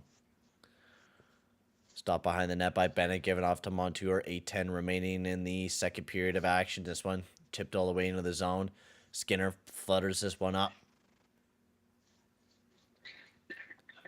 CC tries to get this one over to Hyman. Hyman coming in the zone as he flicks this one into the corner. Hyman will pick this one up, trying to send this one around. Picked up by Kachuk. Nice shots here from the point, and a big save by Skinner. Dude, even at work, so I had to work on Saturday, unfortunately. So I got to watch like a little bit of the Rangers game. And I watched like the first period, and I thought like, oh, this is it. Like, we're gonna just suck this game. And then I checked my phone. And then 4 goals. I checked my phone at like I think halfway through the second or something, or almost done the second, and we're like down like 3-0. And I'm like, okay, yeah, this is gonna be a shit tier game. And then all of a sudden I get the final score 4-3. I'm like, wait a second. Is this a mistake by NHL.com or some shit, man? And I jump in, I see that it's not. I'm like, oh, sick. All right, we didn't suck. Just randomly halfway through the second, we just started pulling a miracle. I couldn't believe it. And guess what? Yeah. I had the under in that game. Oh my god. It was. I thought No it was way. a given. I would hit that under. Yeah. Yeah. I'm glad the Oilers won that. I just couldn't believe it. They could have won. No, they couldn't have. They had to. It would have to be an over for them to win. But Yo, Doug, welcome in. Could you imagine Gudas and Benner on the same team? They'd probably end up in courtroom before the end of the season. Oh my god. Probably. They'd probably be buying each other's heads off. Welcome in, hockey fan. McDavid gets injured, then the Oilers are done. Actually, every time McDavid has gotten injured, the Oilers usually play pretty good. Of course, if any of our big players get injured right now, we're kind of fucked because our depth is horrible and we have so many injuries as it is. Oh, yo, Perlo. So, last week I was going up against one of the best teams in my fantasy league, the Edmonton Oilers, who have McDavid and Draisaitl. And last week, McDavid and Draisaitl did not do very well last week. As you know, we got shut out and stuff. And so my team pulled off a miraculous comeback on him and beat him. So now my team is still undefeated, 7-0. wow. So I beat the team that won the championship last year. I beat them, and I was like, "Fuck yeah!" I'm trying to refocus this webcam, but I was super pumped. So I'm still 7-0. I'm like the second last team in that league to be undefeated right now. I'm still going strong. Woo. Even though I don't have Atkinson, I don't have Ehlers, I don't have Kane or Drysdale. All those guys are out with injuries. Wow. So I don't have any of those guys in the lineup, and I'm still kicking ass. I think the Oilers are going to win this one. The Oilers are playing quite well in this game. I do give them that. Sure, we're not producing a ton of offense, but... No Barkov for Florida. No. Where's Ottawa? Where's the Ottawa team at? Ottawa's whooping ass this week, too, of course. I'm waiting for them to lose. This one all the way down the ice, a little bit of a race for the puck, and great job by Skinner to flick it off to White, and White takes a quick shot and a big save by Skinner. But yeah, I've been actually, this is a pretty good period by the Oilers. We've actually been playing quite strong, I would say. Also, guys, if you haven't already, make sure to hit that like button and hit that subscribe button as well there, boys. We're almost near 15 likes on the stream. And make sure to go check out my man Perlo. He's, like, legit at 1,000 subscribers. So make sure to go check him out. Go give him a sub up. Let's get him to 1,000. We're still at 998, but we're going to get to 1,000 tonight. Two more, baby. Go subscribe up to his channel. Go give him a big sub up to my man Perlo. His link is up at the pinned comment up at the top. Click that. Subscribe up to him. He makes some great, amazing content. Go check him out there, ladies and gentlemen. Welcome in, Austin. Face-off win for the Panthers. Good job by Barry to push off a man up alongside of the boards. That was actually a great job by Barry to push Lundberg up alongside of the boards. Thank you, Rick, for the like. Very much appreciated, bud.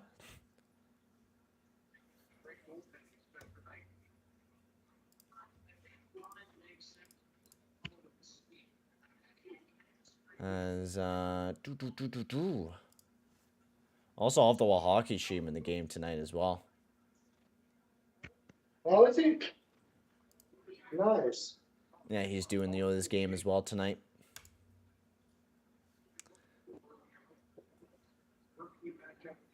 Face off just right outside the zone. Malone to take the draw. Face off win. Picked up by Montour as he whips this one deep into the zone. And now this one picked up by Barry as he tries to slap this one out. Sends it back over to Kulak. Kulak bounced off the boards over to Holloway. Thanks for having me on. Not a problem. I hope you enjoy the stream, my man. Hope everyone's great. And McDavid's lights the lamp. Oh, my God. McDavid's been beautiful. Montour, great shot from the point. And I don't have to say, Draisaitl and McDavid have been the two guys I haven't really been too excited about, but... All right, sounds good. Hey, now tell John I said hi. I think it's just asking too much of the forwards. Like Toronto did well today against Detroit, Yeah.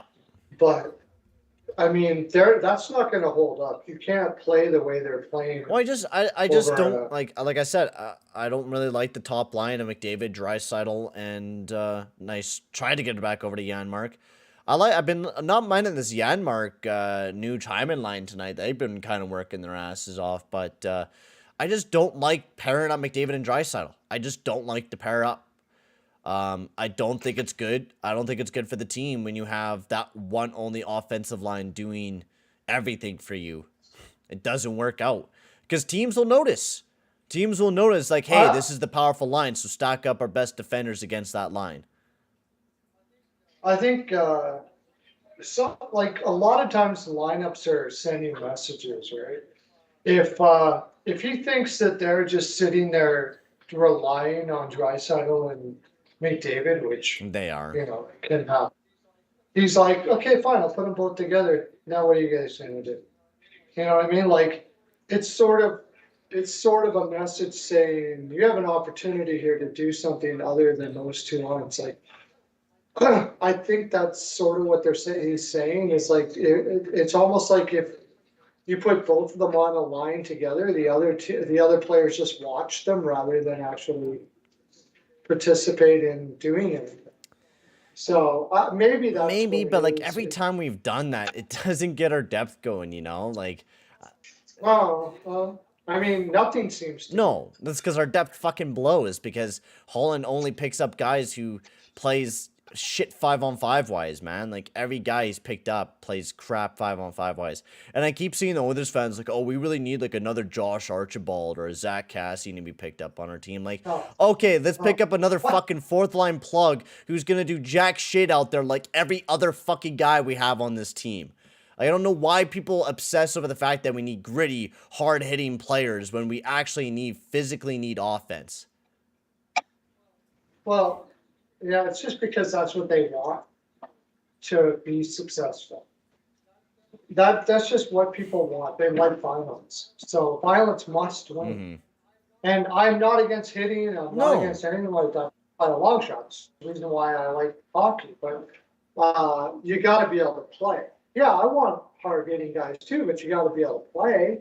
That's the reason why I said the Matthew Tkachuk move from Florida. They won. They won the deal because that guy is a freaking unicorn. He gives you everything you want. And the thing is, he's young, and Panthers have tons of time. So even if they're not amazing this year, and they're just okay this year, they got more cap coming next year, and they're only going to get better. They win. And obviously, we're seeing the problem in Calgary, like I figured would happen. Now, I don't know if they could start to gel later on. Who did I see that fucking Sportsnet post that, like, top breakout players of the year, and it had Lindholm alongside of, like, or most underrated player, and it had, like, Lindholm, Robertson, and then, like... Robertson. I don't know if he's underrated anymore, but... No. I mean, not a lot of people talk about Dallas players in general, so... He's a superstar. He's incredible. But, yeah, Lindholm? From Calgary, Lindholm?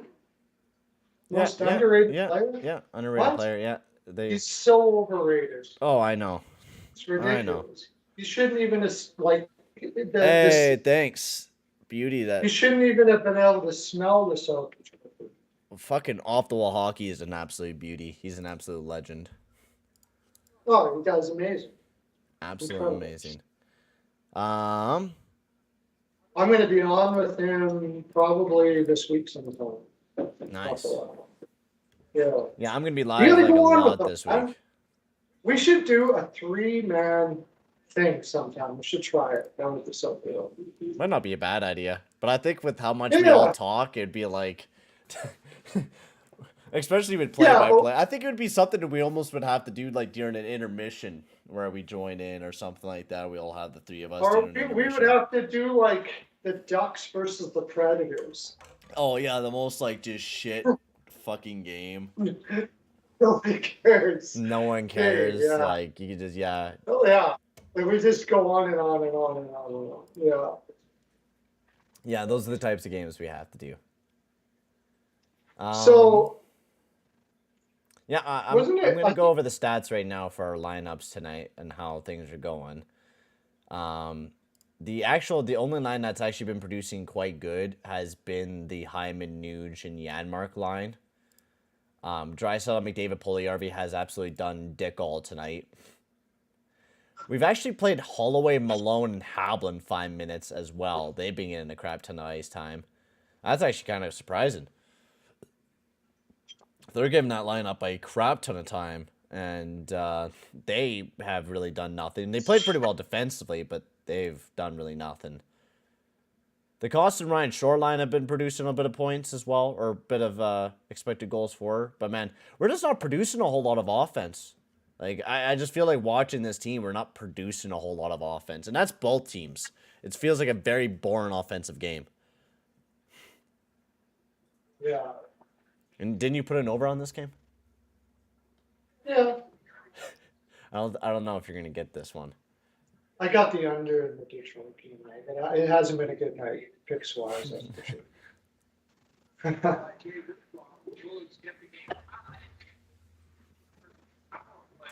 This one trying to be sent Well, out of the point or out of the zone. 2:04 both remaining. teams have been over like 8 of the last 10 games. I know, but the Oilers are actually playing pretty well defensively. That's the thing. Yeah. That's the thing. We're actually not playing that bad defensively tonight. And Skinner's been making some pretty big saves. So nice shot from Verhaeghe. That one blocked up, picked up by Bennett. Bennett looking for an open lane. Kulak pressuring him up to the point. This one given up to the point to Stahl. Over to Bennett. Nice shot. Big save by Skinner. This one trying to be chipped out of the zone. Yeah, Mark trying to get a handle of this one. Battle up alongside of the boards. Nuge gets pulled down. Still trying to get it out of the zone. All right, have a good one, Goose. Have a good one. Have a good, wonderful night. This one picked up by Cousins. Cousins looking to carry this one out for the Panthers as he's dashing it up with a minute 13 remaining. Great stick by Nurse. This one sent over to CC. If we didn't play so bad defensively on that first goal against the Panthers where CC decided to go up to the point for some dumb reason, and then you know how Nurse does, defense blocks shots, and of course this block went bad because it tipped right towards Tkachuk with the assist, basically. Instead of not playing it at all and then just letting it bounce to the corner and let his goalie deal with it and block off Tkachuk, he decided to try to be the hero and block it. He's terrible at blocking shots. Oh, he's fucking dog shit. He doesn't know how to do it. He tries to act like Chris Russell, man. I don't know what the heck he's doing. No, he's trying to act like his best buddy, Chris Russell. Yeah, well, I mean, Chris Russell did know how to block shots. Chris Russell was a fucking legend blocking shots, man. He was probably one of the That was best. one He was one of the best blocking of shots ever, man. Like I gotta give him that. Yeah. I remember the Chris Russell Sekera defensive pairing. That was the best fucking defensive pairing ever, man. That was so good. Remember when we had those were good times. Sekera, Russell, and Klefbom and Larson. Those were fucking good times. I miss those times. We actually didn't have to complain about our defensive core, and we actually had a very solid top four. Very, very solid. I know I dissed on Chris Russell a lot, but honestly, looking back at it right now, Chris Russell was pretty good defensively. He just sucked offensively. Well, I mean, he wasn't very good in possession. No, sucked in possession. The guy could block shot. He spent a lot of time in his own zone. The biggest thing, he got carried by Sekera, because Sekera was such a great two-way defenseman. Such a great two-way defenseman that he carried that defensive pairing between the both. One of the most underrated two-way defensemen of all time, I would think. His analytics were insane. The deal that we got for him was incredible. Like the way that we got him. And then unfortunately he got injured and stuff. But isn't that just our luck? And we just happened to pick up one of the best defensive defensemen or two-way defensemen in the game. We don't even realize we're doing it. You know, to me, I think that Edmonton just if anybody who is NHL caliber and they're willing to go to Edmonton, they take them. I think that's really all we do. Like, it has nothing to do with analytics. It has just, if you have NHL caliber anything and you want to come to Edmonton, we'll take you. I really think that's what it's all about. It's just that hard to get people to come. Yeah, but I mean, we can make a trade or something to pick up somebody that could play defense or something. The problem is there's not a lot of people that are available. I mean, one guy I wouldn't mind is Garakovo from Columbus. He's not bad defensively. Oh, Gavrikov. Yeah, Gavrikov. Gavrikov. Yeah. Yeah, I mean, he's on it, but he's an unrestricted free agent. So you'd have to. It's tough because you want to take a rental on that right now with this team. That's the problem. That's what it would be. It would be a rental. Yeah, it would be without a doubt. What else do we? If he for some reason is willing to, and that's the problem. Like teams like Winnipeg, us. What other teams out there? We have to overpay to get guys here because of our tax situation, the weather. It's not the sexiest city in the world. We end up having to overpay to get guys like Darnell Nurse. Also, as we're heading into commercial break or intermission here, boys. Second intermission break. But I seen a funny post. What was I right?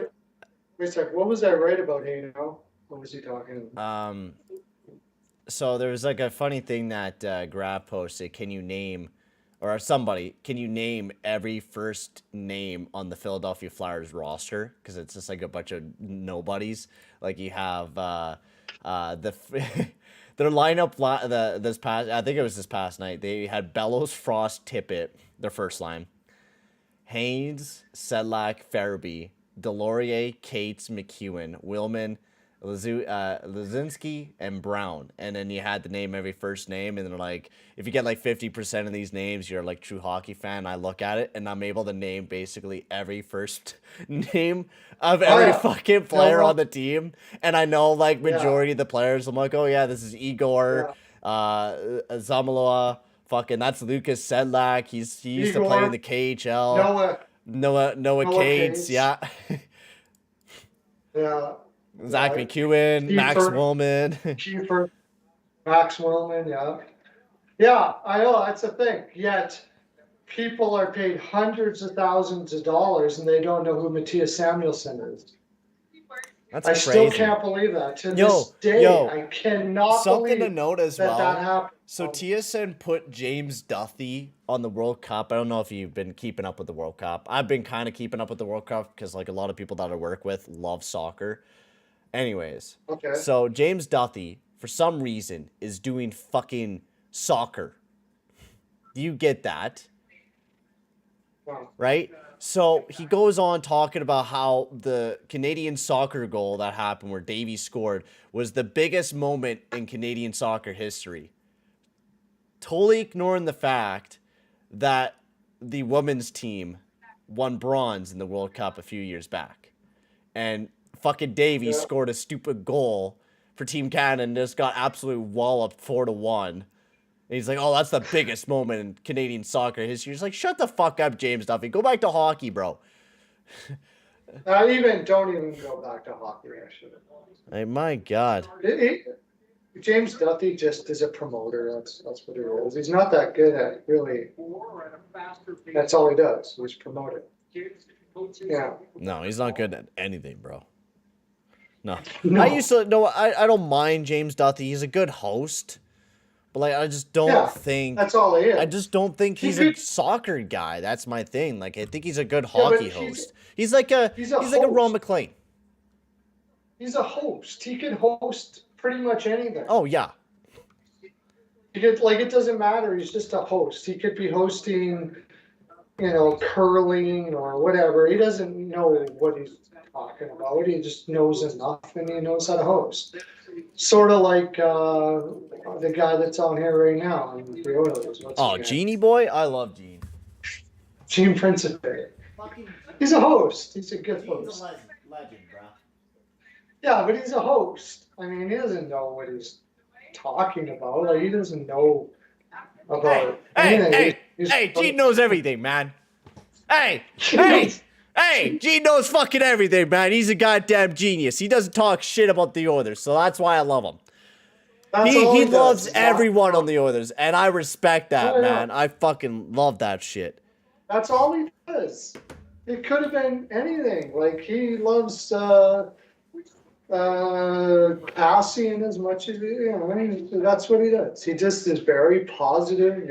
I don't think Edmonton would be, I don't know. I don't know if I would really be a big fan of Joel Edmondson on the team. We need more of a two-way defender, I feel like. Edmondson? Yeah. I don't know if I would really like him. I don't. I mean, he'd be better than some of the guys we have. So I guess that wouldn't be too bad. But he's just getting paid too much for what he actually does. I think. Is he getting paid $3.5, $4 million almost? Yeah, something near that. Something like that. I'd actually like to take a look at his analytics too. But doesn't he get injured a lot too? Oh, never mind. I mean, it could be his analytics dipped because of the Montreal Canadiens, but like he is shit defensively. Like he's bad. The year before he was bad. Has he gone down? He's dipped. Like he went from 82% in 2021 to 9% in expected defense. Oh, yeah. See, he's gone down that much. Oh yeah. Wow. So. See, I don't know. I don't know if Jamel's real fair for Yamo. He used to be a pretty good defensive player. See, the reason why Yamo got paid $3 million is because he popped off near the end of the year. If he didn't pop off at the end of the year, and we took a real look at the way that he started the season and the way that he struggled so goddamn hard, he's not a $3 million guy. I was so trading him in the offseason when he was at his high. Now he's dog shit, man. That's the guy you package with your first to get.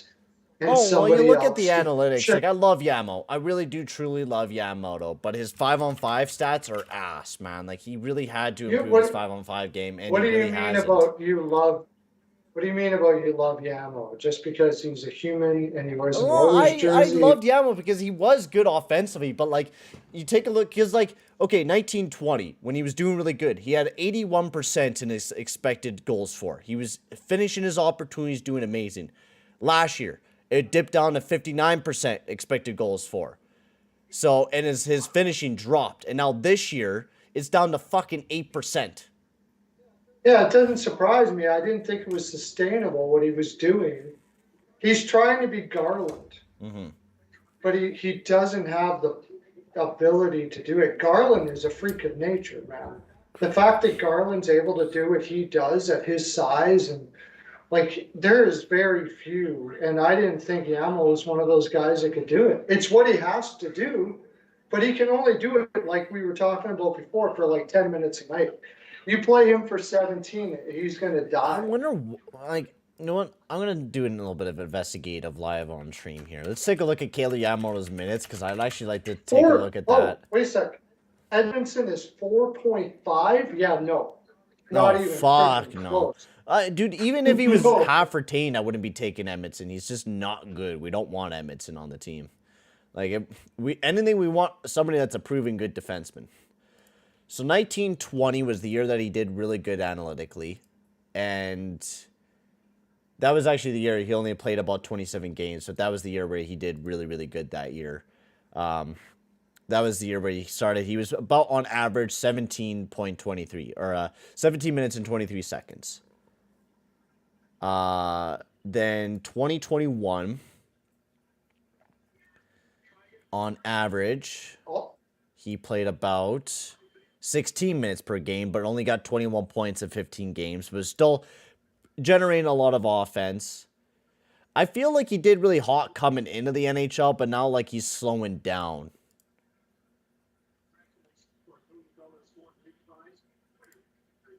Yeah, no, he can't play that many minutes.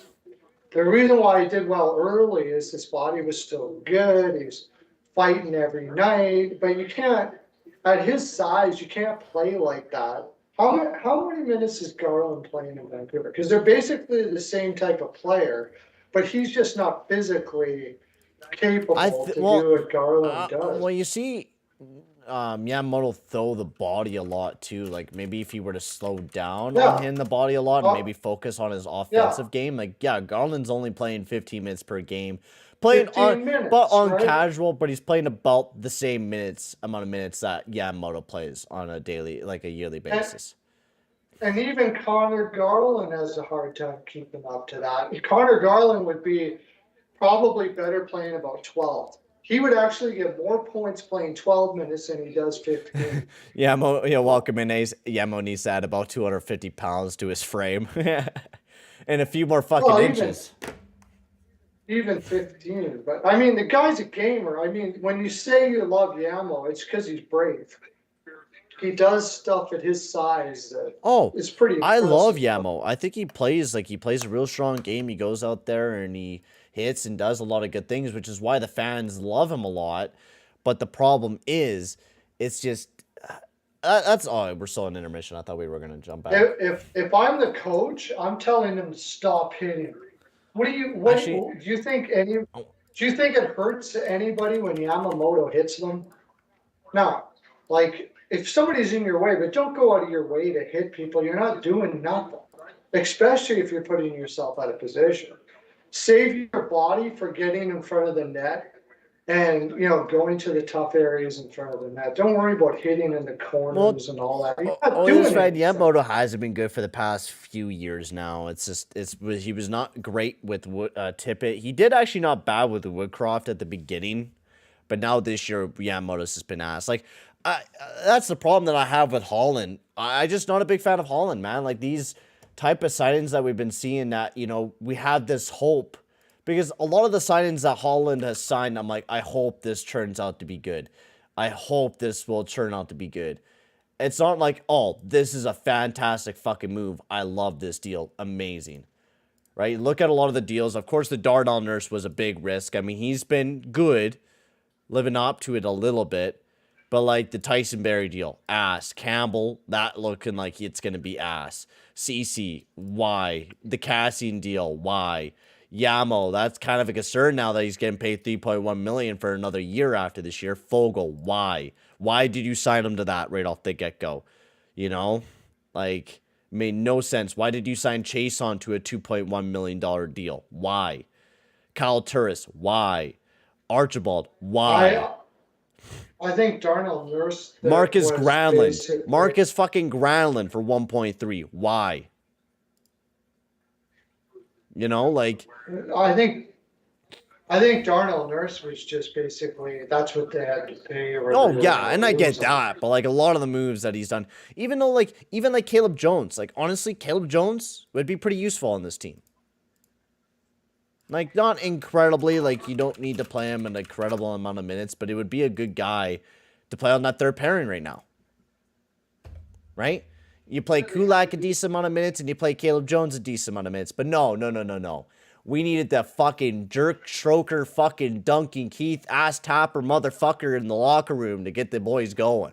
Get their fucking, just get everyone rock hard and ready to go for a great game of hockey. Yeah, but he made up for it when he signed Ryan Murray.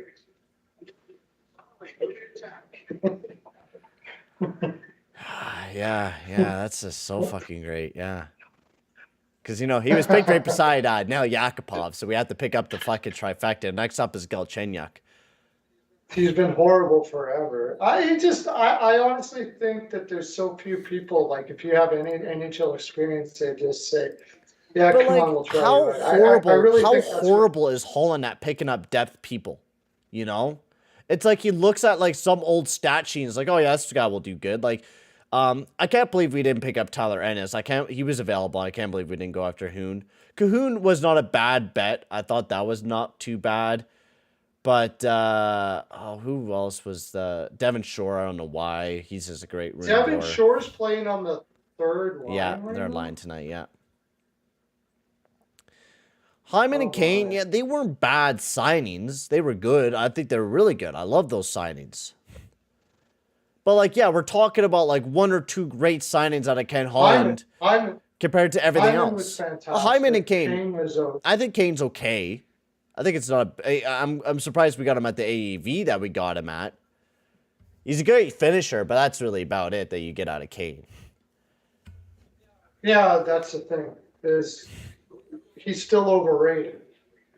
He's a good finisher, but it's not really what we needed. We needed defense. We need defense, period. End of story, period. I just don't know how you get it. I don't know how they get defense because there's so little defense out there. Russell was at the end of his time. Russell was done. Koskinen. Russell's not. I would have loved to have Koskinen. Would love to. I love my boy Koskinen. I love him. Yeah. I used to always have to battle for him. But Koskinen's only going to give you like 30, 40 solid games. And then you're going to have to rely on Stuart Skinner for a good bulk of them as well. But it was crazy how much I remember always people bringing up the game that he had against the Vancouver Canucks. And you know what? That's the fucking thing. You know, my dad and a lot of people do this. It's crazy how much slack we're giving to Jack Campbell, you know? But then when we talk about fucking Mikko Koskinen, he has like one bad game after fucking having so many good games. Oh, Koskinen was fucking shit. So shit. And then they're like, we'll talk about Jack Campbell and his like fucking, 12, 13 bad games that he's had. He's never really had a good game this year. And they're like, oh, it's okay. Just believe in Campbell. Believe in Campbell. He'll bounce back. It's like, why were we so hard on Koskinen when he was actually playing quite well? But yet we're just giving so much slack to Campbell. Good question. Right? Because, like, everyone was, like, every time I talked with somebody, they're like, oh, you gotta stop fucking liking Koskinen. Like, he's ass. It's like, why? Why do I need to not love Koskinen when he actually was, respectively, pretty fucking good compared to Campbell right now? Well, I really don't know. And I don't know why people think that we have a good defense. So, I mean, now it's the defense's fault because we have Jack Campbell. I mean, I don't know. Yeah, and now we're like, all of a sudden, all the fans are like, oh, we're really bad defensively, eh? Yeah, let's blame the defense. It's like, Yeah. You're just picking that up? Like, seriously? We've been bad defensively for a long, long time. It's like these fans, it's like, and then they come into the streams like, oh yeah, actually, we're really bad defensively. Even though, like, last year I told you we're okay, we're fine. You know, we're okay. Oh. It's like, fuck off, dude. Dude, I've been telling you, I've been telling you we've been bad. 10 years. Yeah, we've been bad defensively. We only had one good year defensively with Shirelli, that 1 year where we made it to the playoffs and we went kind of deep. That was our last good year. But I think the biggest thing was Koskinen was getting massively overpaid. He got a big contract. But that's the thing. Campbell's got a big contract. That's the part that boggles my brain was, yeah, let's hate on Koskinen. I think it's Europeans. I think Europeans get a fucking massive amount of hate for being on the Edmonton Oilers. I don't know why. It is absolutely irritating why Oilers fans hate Europeans. Because they're Don Cherry fans. Yeah, but we had Esatikin and Yari Curry, like some of the best like hockey players that we've had is European players on our team. If you're European and you score 40 goals or whatever, then. But I mean, I guess you have to play incredibly fucking good and be like a 100-point goal getter to be fucking impressed. Right away, too. It can't be. No, it can't be Puljujärvi and taking his time. You know, it can't be 2-3 years down the road. You have to be amazing that moment. Right away. Yeah. Otherwise, and no wonder why we've been such a mediocre team over the past fucking decade? Actually, even more than that. Almost 2 fucking decades. Actually, even more than that. Otherwise, you're just a soft European. You know? All right. Well, let's see what we're gonna do here now. But yeah, Campbell's been shit. And I'm going to just start saying that. I'm not really going to give it very much slack anymore because you know what? You know what? I'm actually going to start being harder on Campbell. I just learned that today. You know, I remember all the Oilers fans fucking making fun of me for loving Koskinen. So you know what? I'm just going to start raw dogging fucking Campbell now. I'm going to be that guy. I'm going to make fun of Campbell. Every time he plays and I see him play like shit, I'm going to make fun of him. I cannot wait. Campbell is going to be my new Barry this year. Let's go. I found my new hate replacement. Let's go. Hyman, over to McDavid. Huh? Unfortunately, we still have Barry. You know? Yeah, Barry, he's okay. He's a nice human being, so he makes up for it with that. Yeah. I mean, Campbell, that's the problem too. He's a nice human being too, but fuck him. Fuck him. I'm sure. I don't know him very much yet.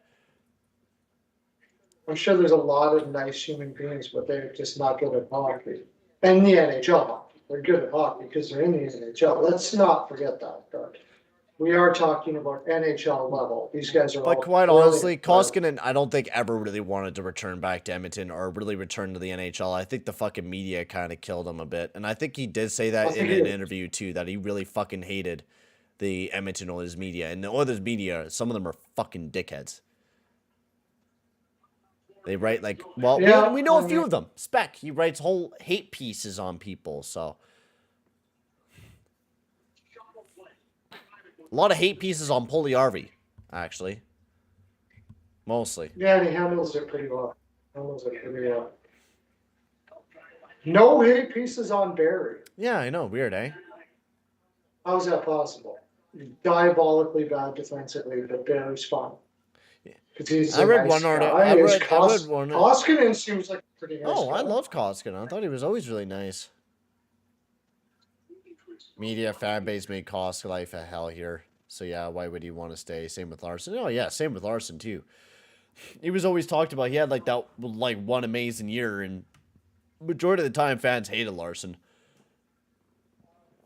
He has been better than he's ever been since he's got to Seattle. Mm-hmm. He is insane in Seattle. Insane. And we offered him a ton to stay here, and he took less to go to Seattle. So what does that tell you? Yeah, it is what it is. And I love how the media always tells us that we're the people that run out. I mean, a lot of our fans are dickheads too, but the media is part to blame on that too. And they blame us for driving players out of being an Oilers fan or an Oilers player. It's common because goaltending requires more than skill. Luck is a huge factor at such a high level. I mean, I think a lot of it is skill as well. I think if you're a good goalie, you have that focus, you have that skill to be a really good goalie. Sure, you definitely got to have that luck and have a good defensive core in front of you and be at the right time at the right place, but a lot of it is being really skilled as a goalie too.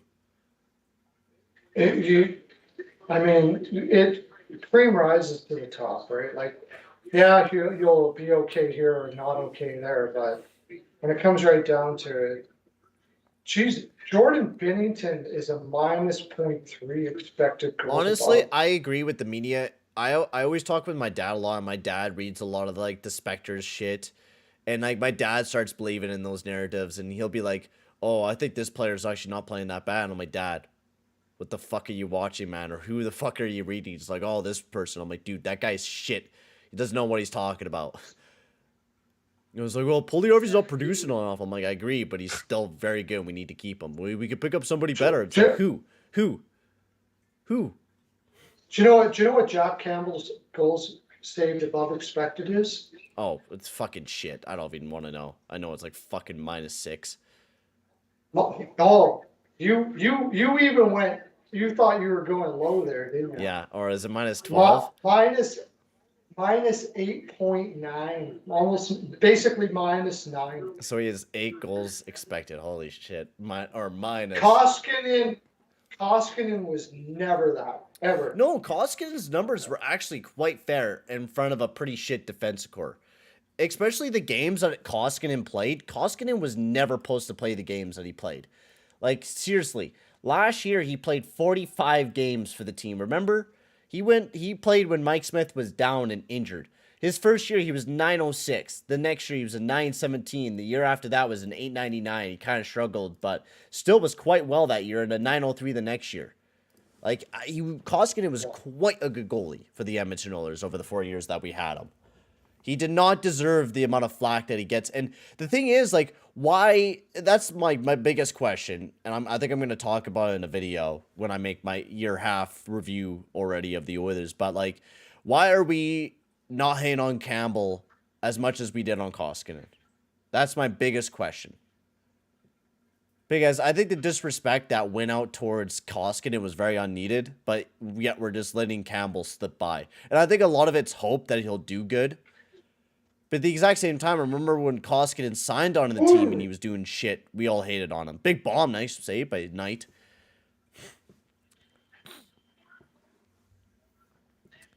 Nice bomb from the point by Kulak. Nice! Oh, what a fucking goal by Berries. He taps home the rebound, and the Oilers are up 2-1, baby. Let's go.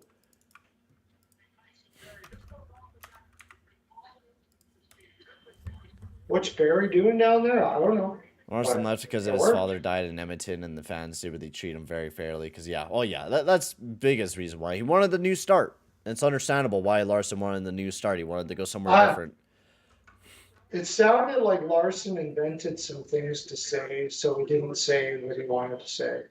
And the elephant in the room, you brought it up, and I think it's pretty clear here. Europeans are not treated well here. Let's just get to it. Nope. Brass tacks. They're not. Nope. Simple as that. I think it's also the management too. The management's like that too, because of the way that we draft. I think it's a culture in here that is really gross. And it's been a while, and I argued against it for a while, but I can't anymore.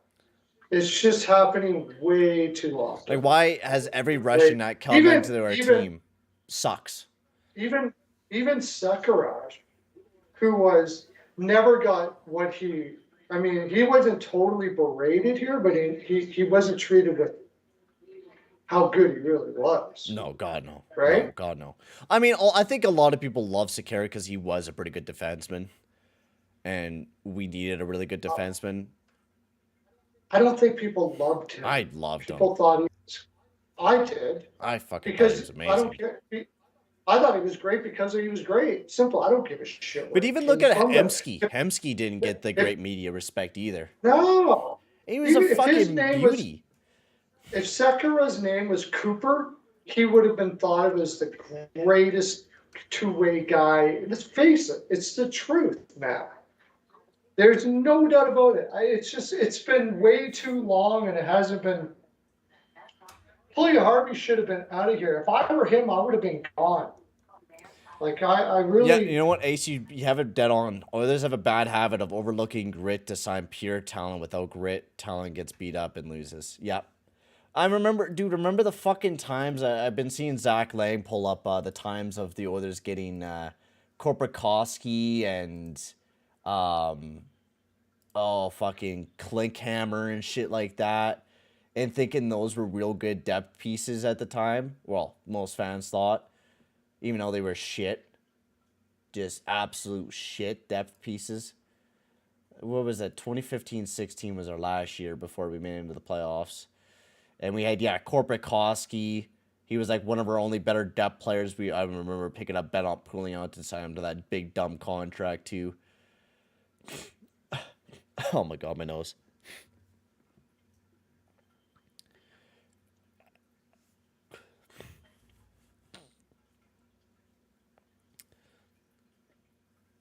Was a phenom and was left unprotected on the ice. With no enforcer. Yeah, I mean, it was just because fucking Robin McGear wanted to kill him, basically. And Kronwald. If Hemsky was playing nowadays, man, I gotta say, Hemsky would be a god. A god. But concussions suck, because even Andre Kasha, he got hit with concussions too, and concussions just fuck you up, man. They derail your whole career. Yeah, actually, Eric Lindros played way longer than a human should, with all the concussions he had. Oh my God! Even Keith Primo. Yeah. Dude, Eric Lindros played from 19 until he was 33. That's incredible.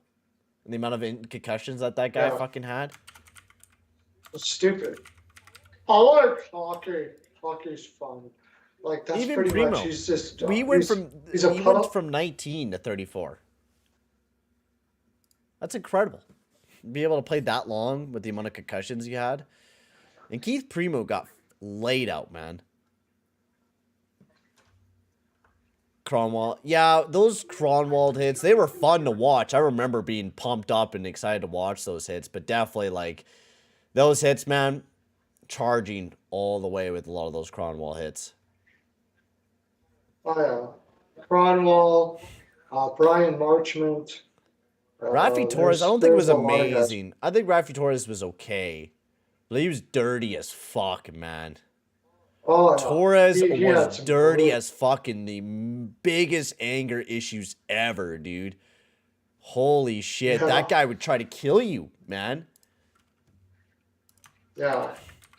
He was pretty brutal. He's like a natural day Ryan Reeves, but plays a lot better. He's actually able to score goals. McDavid, nice opportunity. Backhand misses the net. Picked up by McDavid in the corner. Bounced over to Draisaitl. Back over to McDavid. McDavid, great move. Now picked up by Hyman. Has a handle of it. And this one flicked out of the zone.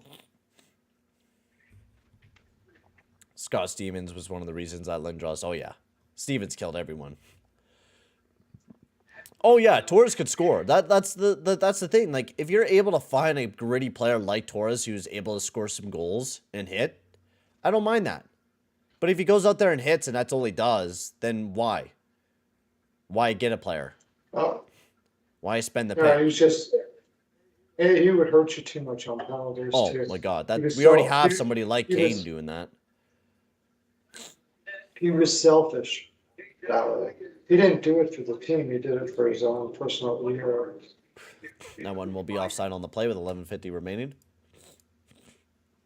Oh my god, how long was that one suspension that he got when he was playing for the Sharks? I think that was in the playoffs. So he took that huge suspension. Oh, Torres? Yeah. I think it was like 15 games or something like that. And he deserved it. Yeah, because it was like the dirtiest thing I've ever seen. Matt Cook. 41, Matt Cook, 41 games. yeah. Matt Did Cook he was retire brutal. after that anyways? No, came back. He played. Matt Cook played for Minnesota. Oh my god, that was the dirtiest hit of my life. I just watched it again. That was that was on Silverberg, and he legit came across the ice and hit him dead on in the head. Was it Pittsburgh? Who did he play? Matt Cook. Matt Cook, Pittsburgh, Minnesota. Pittsburgh and Minnesota. Well, you're thinking San right? Jose because he did that dirty hit on Erik Karlsson that one time where he kind of like kneed him in the back. Up against the boards. No icing on the play. Battle up alongside of the behind the net as they try to dig this one out. Picked up by Barry. Barry sends this one all the way down the ice. All the way down the ice. This one picked up by Holloway up alongside of the boards, but great draw by Stahl to poke it around the boards as this one gets fluttered out. Panthers trying to be on the attack. How the fuck is that not a penalty? I have no idea. Montour legit grabbed on a Kulak and almost like whipped him down, like clotheslined him, and that was no call on the play. Yeah. I can't believe these two defenses have only scored Yeah, I goals know. on each It's other. crazy, man. It's ridiculous. This one all the way down the ice. We're almost halfway through the third period of action. This one picked up by Stalls. He sends this one up. And that one will be icing on the play. Yeah, Malone's a bit of that classy player, but he's just not that great. That's the problem with Malone. He's just not that good of a hockey player. He hits. Plays not bad defensively, but he's just not amazing, to be quite honest. He'll be a good coach one day, maybe. Yeah, I can see that out of Malone. Because he's a good leadership guy. He plays really good in the AHL, but that's really about it that you see out of Malone. Yeah. And Hablin, Plays I do well. give it to Yeah, Hablin. Hablin hasn't been doing too bad tonight. He's the new. He's making his first NHL debut tonight. Oh, beautiful opportunity, Kachuk, but great job by Nurse and CC to get right on him. McDavid has a handle of it. 2-on-1, Draisaitl cuts back over to CC, takes a shot. That one just missed the net wide. And now this one's sent all the way down the ice. Yeah, he's an okay, like, fourth-line fringe guy. I would say he's almost a full-time AHL guy, Brad Malone. Oh, he's an AHL guy. He's a depth fourth line, but he's mostly depth. He's 30 years old. He's played in the AHL most of his career. He's an AHL. He's not a great skater. No, God, no. He plays okay. He's okay NHL. He plays not bad if you play him for, 7-8 minutes per game. But not a guy that I want to play full 82 games. Oh, man. Just wait. Jesus fucking Christ. Oilers special right there. Yeah, the Oilers rush, and guess who was out there, Perlo? Barry! Barry, yeah. Fucking Barry. That was a nice move by Barry to put his stick down like that. Oh, yeah, real good job. Yeah, lay your stick down because that's a real good way to play defense. Lay your stick down. Make sure your body is on the outside of the man first. Then lay your stick down. Yeah, let the guy cut to the front of the net and you not tie him up at all. No, just put your stick down and make sure you're on the outside. That's how you're taught from the time you're 12. The fuck? It's such a terrible defenseman. I just cannot. Unbelievable, man. Like, when I was 15, if I did that, my coach would sit me for the rest of the period. Are you kidding me? That's what you do? You go to the outside of the man and you put your stick low to the ice? Like in the NHL, they can't flip it over your stick? Unbelievable. What a freaking... Yeah, I don't know what the fuck Barry's doing. The guy is just absolutely... What happened? What happens? I'd like to hear the video when they bring Barry in to look at the tape and say, okay, Barry, Tyson, I know, I mean, you are a charity monster. And, you're a great dancer, Barry. You're a cool guy, but fuck me, you're shit. Do you see this? All the grandmas in Alberta. They pull out their fucking milkers for you and shit like that, Barry, but fucking goddamn Barry. We gotcha. But you don't know how to use your stick. We taught you this when you were 14 years old. Like, seriously. I mean, I cannot believe it, dude, that this guy... Oh, man. Yeah, I don't know, man. 4 what million? 4.5, baby. Idiot. 4.5. If you're gonna make moves like that, you better be putting up over a point a game offense, at least. Also, I should want to see how many minutes is Barry getting tonight. Actually, I do give it to Barry. Barry hasn't been bad, but that was a real bad defensive play. Oh, wait. No way. He's playing basically the most minutes out of our entire defensive core tonight.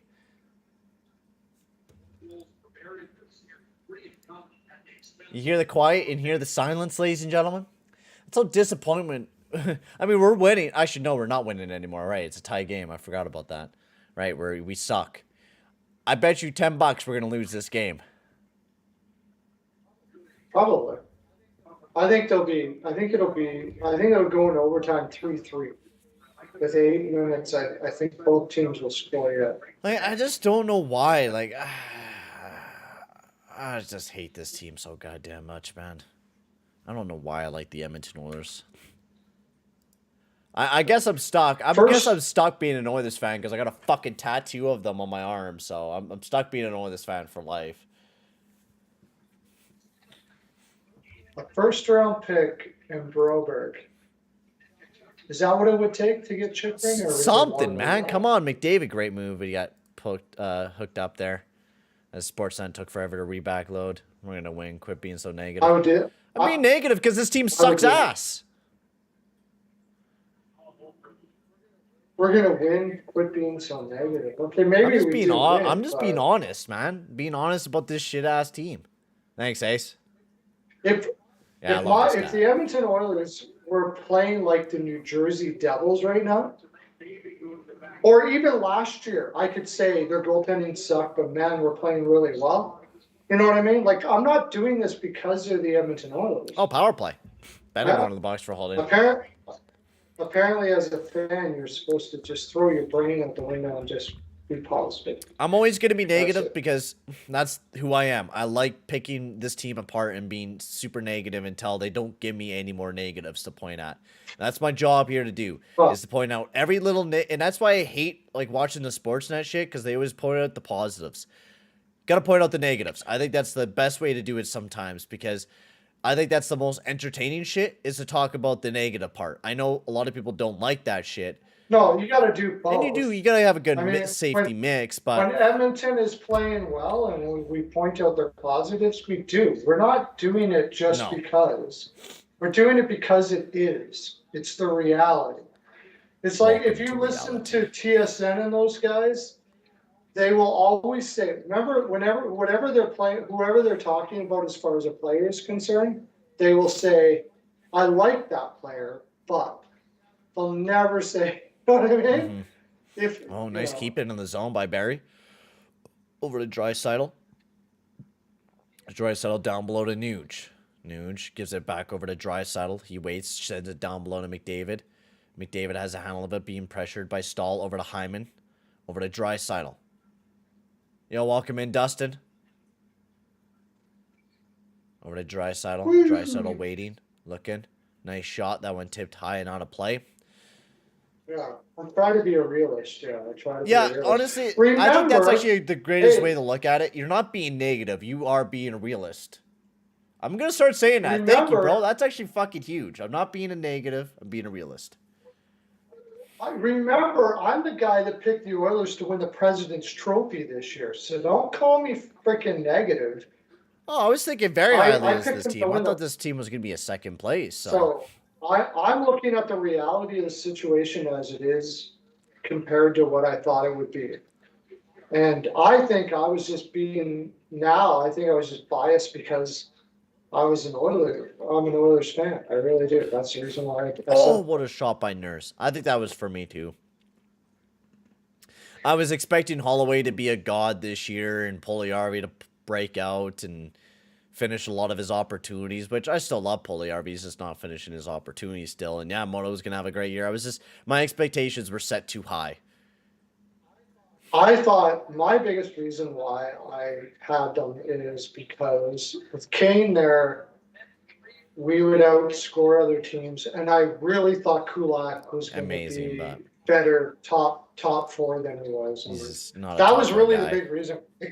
When it came right down to it, Kulak's not a top four, and that's really the big reason. If Kulak is a top four guy, this team is a lot better than it is. Oh, yeah. And again, I was being very positive about how the new environment for Campbell was going to be good for him and blah blah blah. I guess I just drank the Kool-Aid.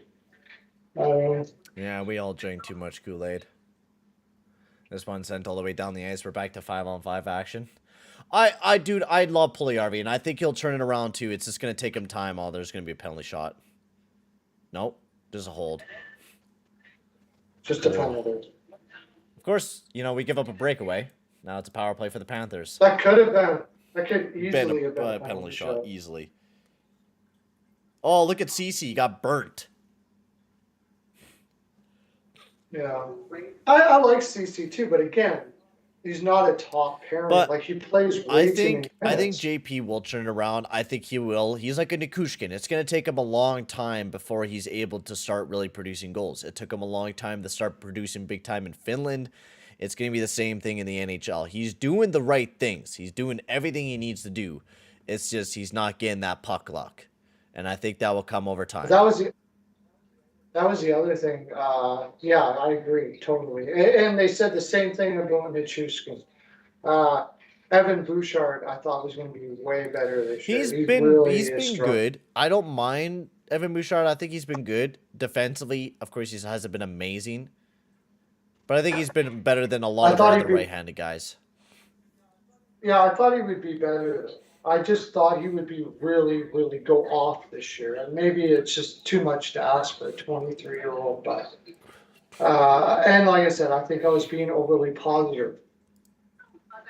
So, and it still could turn around yet, but I mean, yeah. Oh, yeah, and that's the thing. Like, Holloway, it would have been rare that Holloway steps into the NHL and produces big time. Like, yeah, it was a very rare opportunity, or chance that Yeah, Holloway was going to do what he was going to do, without a doubt. I didn't see that with Holloway, I wished, I but hoped, but that's the thing. It wasn't going to happen. We're the Edmonton owners, so. I just don't know why. Like, that's another thing. Why do we keep Holloway up? You know, no, we we shouldn't. shouldn't. It's like halfway Because or a quarter mark of the season, we're not sent down Holloway yet. It makes no sense to me. yeah, I don't. I agree. I don't see any reason why it should be up now. I mean, I still say Bouchard has been pretty good this year. I think it's just a lot of tough looks that he's been getting. But, like, there's been a lot of games where I'm like, Evan Bouchard looks really good this game. I think he's one of the better guys that breaks it out of our zone the best. I don't. I don't think. No, like. Don't get me wrong. I think he's been pretty good, but for some reason, I just thought he was going to go Yeah, I right thought he was off. going to be a lot You better know, defensively this year. He's still Evan I Bouchard. just. Still pretty good, Ekblad. Yeah, he's still good. He's still pretty good. Right? Oh, frick, I love it. Big save by Skinner. Oh, my God. How the fuck? We have fucking Barry out there for a fucking power play! Are you fucking kidding me? What is this fucking team? Oh my God. As soon as I saw that Barry was on the penalty kill, I was just waiting for it. Fuck this stupid team! What did I say at the start of the stream? That guess what? There's gonna be a goal against when Barry is out there for a fucking PK! And guess what happened? Oh my God!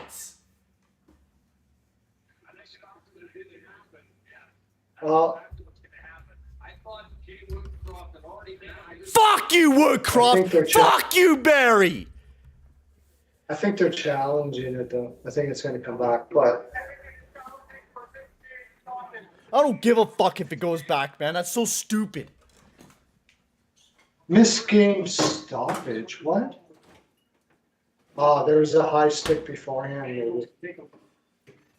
Yeah, I totally agree. Like, what the hell is Barry doing on a penalty kill? I have no idea. No idea.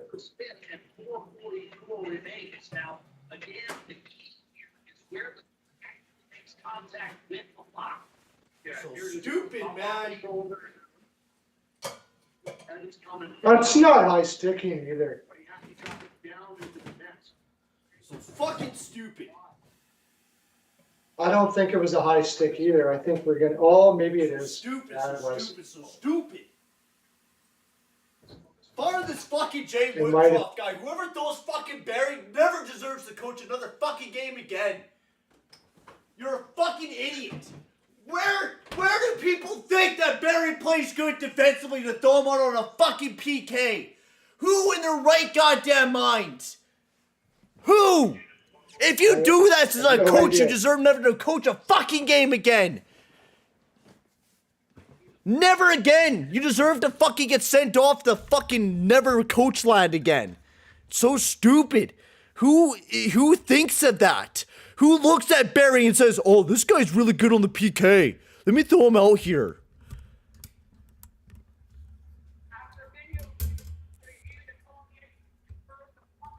Fucking so stupid.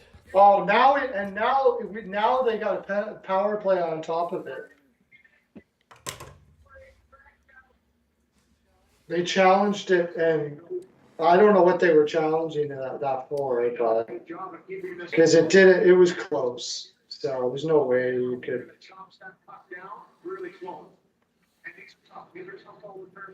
Yeah, but Tyson Berry on the penalty kill, I have no idea, dude.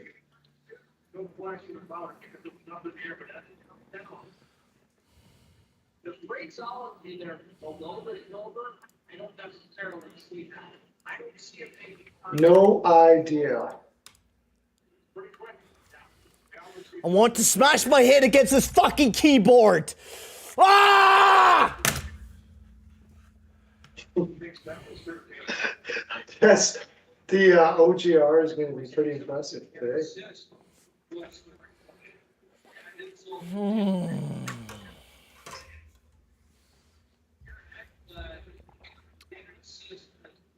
I don't even want to watch this game. Do I have to be a fan of this team, man? Like, why the fuck did I get a tattoo of this fucking stupid team, man? Why? I would just want to quit being a fan of this fucking team and go be a fan of something else, because holy shit, this team is shit. Yeah, I'm going to switch to being a fucking Avalanche fan. Fuck this goddamn team, bro. I'm fucking done. I'm quitting. I'm going to get this fucking tattoo burnt off my fucking skin or something. I don't know, man. This is bullshit. I know one thing. I don't know if he'd ever come here, though. That's the problem. I don't know. I think that's part of the problem, I guess. But Quenneville's going to be available on this summit. Oh, God fucking damn it, man. And I have no idea why Barry's on a pen. Welcome in, Justin. Yeah, I'm on this for life because I got it tattooed onto myself, so I'm fucked. I'm fucked. Fucking. Who had too many players on the ice? Oilers? No, Panthers. No, it's Florida. It's 4-on-4 now. I think I blew some snot out of my nose with how loud I was yelling. Yeah, I don't. And Tippett used to do the same thing, right? These are professional NHL fucking coaches. Send them off to never coach land again. Fucking, these guys never deserve to coach. Like, I don't get it, man. Why do you think that? It's just so irritating. I know some defensemen that don't play great defensively can play on the PK, but Barry just doesn't play defense, man. He doesn't play defense. I'm just gonna save it for the OGR because I'm done getting angry. Like Burns. Burns is great on the penalty kill. He's not good defensively because it's such an easy thing to do, but you have to be able to block shots on the penalty kill. And don't worry, Austin. I will always talk about Quinn being an Oilers fan, but I never will. I'm too deep. No, I never will either. I'm too deep. The pain will always. Maybe one day we'll get an analytics-driven general manager. Yeah, I'll be like fucking 70 years old, and we'll finally start doing something good. Well, we'll get an NHL. We'll get an analytics-driven general manager that maybe one day he'll actually pay attention to it. We got 3:01 remaining there, Justin, left in the third period of action. It's 3-2 Panthers. My throat is gone because I yelled way too much.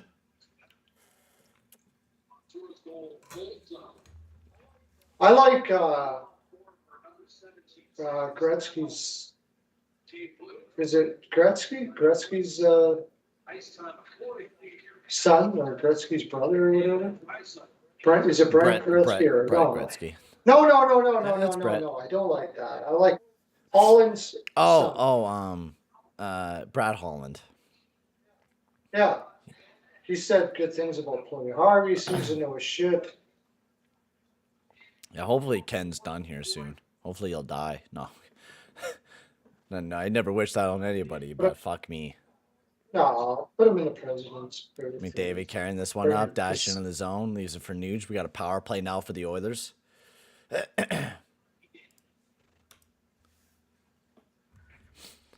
Skinner leaves it for 2 minutes. Barry. I get to watch him fucking. I thought we would have benched this fucker. McDavid carrying this one up. No. Dash into the zone, bounces one up to Draisaitl. Draisaitl sends it down below to McDavid. I don't know why Barry was in the net, protecting the net. Like, I don't know, man. Jesus Christ. Never mind. I'm gonna talk about that during the OGR. What a fucking piss off. Over to McDavid. Down below to Nuge. Right back up to the point. Barry over to Draisaitl. Draisaitl waits over to Barry again. Barry back over to Draisaitl. Draisaitl down below to Nuge. Over to Draisaitl. Nice shot. That one tipped high and out of play. If Ryan Reynolds buys the Senators, I might have a new second favorite team. I don't know if he will. I thought someone else was going to buy the... Oh, we have an empty net now. So 2 seconds remain on the power play and then an empty net as well. He could be. It's not him. He's got people backing him. They're just using his celebrity so they don't have to put their face on it. Brian Reynolds doesn't have that kind of money. He's just got good backers. Yeah. So he can. That's all it is. It would be sexy for Ottawa if he did it, and I think it could happen that he's the money puppet. Oh God! If Holland's gonna be forced to make a big trade, and I swear to God, if he makes a bad one, the only trade out there is Chicker. It got I don't know. The whole thing is again, Chikrin has a lot of control over where he goes, but if you can get him. Broberg at first. Chikrin? R2? No, Berta? No, he's not a Berta. I'm thinking wrong. Let me see. Oh no, he's American. He's an American boy. He's always American. He's American. Yeah. Face-off win for the Oilers. McDavid up to the point to Barry. Barry looking around, hands this one over to McDavid. Blocked up, shot by Fordsley and over to Drysdale. He has a handle of it, tries to get over to McDavid. We have an empty net as that one gets sent all the way down the ice, and this one will be picked up by Bouchard. Yeah, hopefully we score here soon. We can at least push it to an OT and not go 11-11 on the year. McDavid snags this one down, trying to chip it up. This one sent all the way down the ice and will not be icing on the play. Okay, Barry whips it over to Drysdale, over to Nuge. Over to Drysdale. This one gets whipped around. Battle up along the side of the boards. This one chipped out and all the way down the ice. But you know the next trade Holland's going to do. It's not going to be for a defenseman. It's going to be for a gritty player. It's going to be for Josh Archibald 2.0. Josh Anderson. Oh, yeah. I could imagine it. At full price, no retention. Yeah. He'll give it first and over for Josh Anderson. Yeah. Sheesh. I could hear another freak out. I could hear another freak out on the way. I could feel it. I could just feel the anger. Couldn't give it up for dude. I could feel the anger that day. Sure. We needed. I could feel myself just fucking. Oh man, I might do some bad things if that happens. I might do some bad things. I might be driving down to Edmonton. Just think about the worst thing that could happen. And then the all right trades. The all right trades will make you feel a lot better. Think of bad things, and the good ones will. No, that's how you know it's gonna happen. Well, it looks like it's done here. Ooh. McDavid up to the point to Bouchard. Nice shot from the point. Big save by Knight. He makes a huge save. Spencer Knight sprawling. Robin Hyman of a beautiful opportunity. Great chance. Justin, you're all the way from Nova Scotia. Well, welcome in. Hello from Nova Scotia. Hyman had a look. Hyman could have flipped that. He had so much time.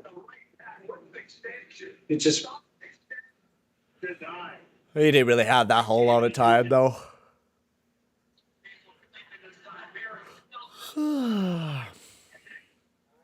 9.6 seconds left. Very nice shot. That one blocked up and tipped out of play. Yeah, 9.6 seconds remaining. No, we're not trading away Drysdale. That'd be stupid to trade away Drysdale, man. Drysdale or McDavid would be stupid to trade. There's ways that we can get defense. We have prospects. We have stuff that we can move.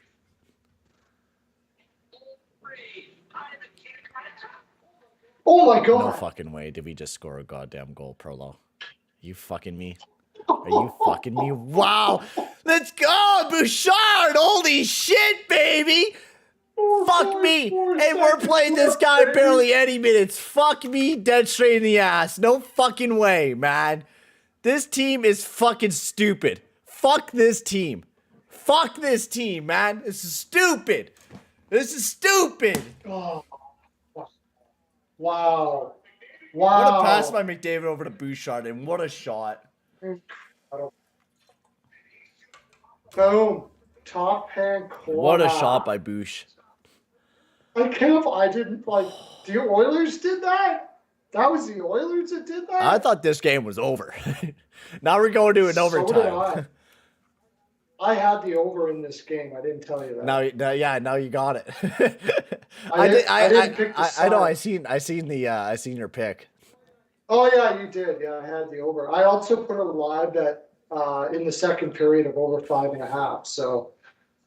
So we're good. But I didn't. I just wanted Edmonton to win. I didn't pick a side because honestly, you can't pick a side with Edmonton right now. No. Really? How can you pick Edmonton right now? You can't. You can only pick overs. You can't pick a side. Because you don't know what the hell they're going to be from game to game. You have no idea. You don't know if Barry's going to scratch his balls freaking in the neutral zone or if, you know. And you're right. Now that I've watched this game closely, really closely, like I haven't been paying attention enough to Bouchard. He's not getting enough minutes. No, God, no. Like, he deserves so much more minutes. Like, and that's why, like, he's not getting that's the enough. thing. Like, why? And that's, man, dude, it's so aggravating to talk about this. The fact that we're playing Barry more minutes. That's hard for me to say. The fucking Bouchard pains me. Yeah. Like, watching this play of Barry defend that shot. He's like, he legit fucking, I'll do an enactment of what Barry did. He went up to the fucking front of the net for some reason. He fell into the fucking net. Took forever to get his fucking ass up. He's like, what's happening? Oh shit, shot. Oh, I hit my hands. Oh my God. It's like he's fucking not even knowing what he's going on. He got hit in the hand, which tipped right in the back of the net. Get out of the net. That's not your spot. He's going to the nurse school of blocking shots. That one that's got to be a meme. Dude, no. We're not trading away. That one. Awesome, we're not trading away fucking Draisaitl for Goulet and Harris. That's horrible. That's fucking horrible. No. We do not want Caden fucking Goulet. He's shit.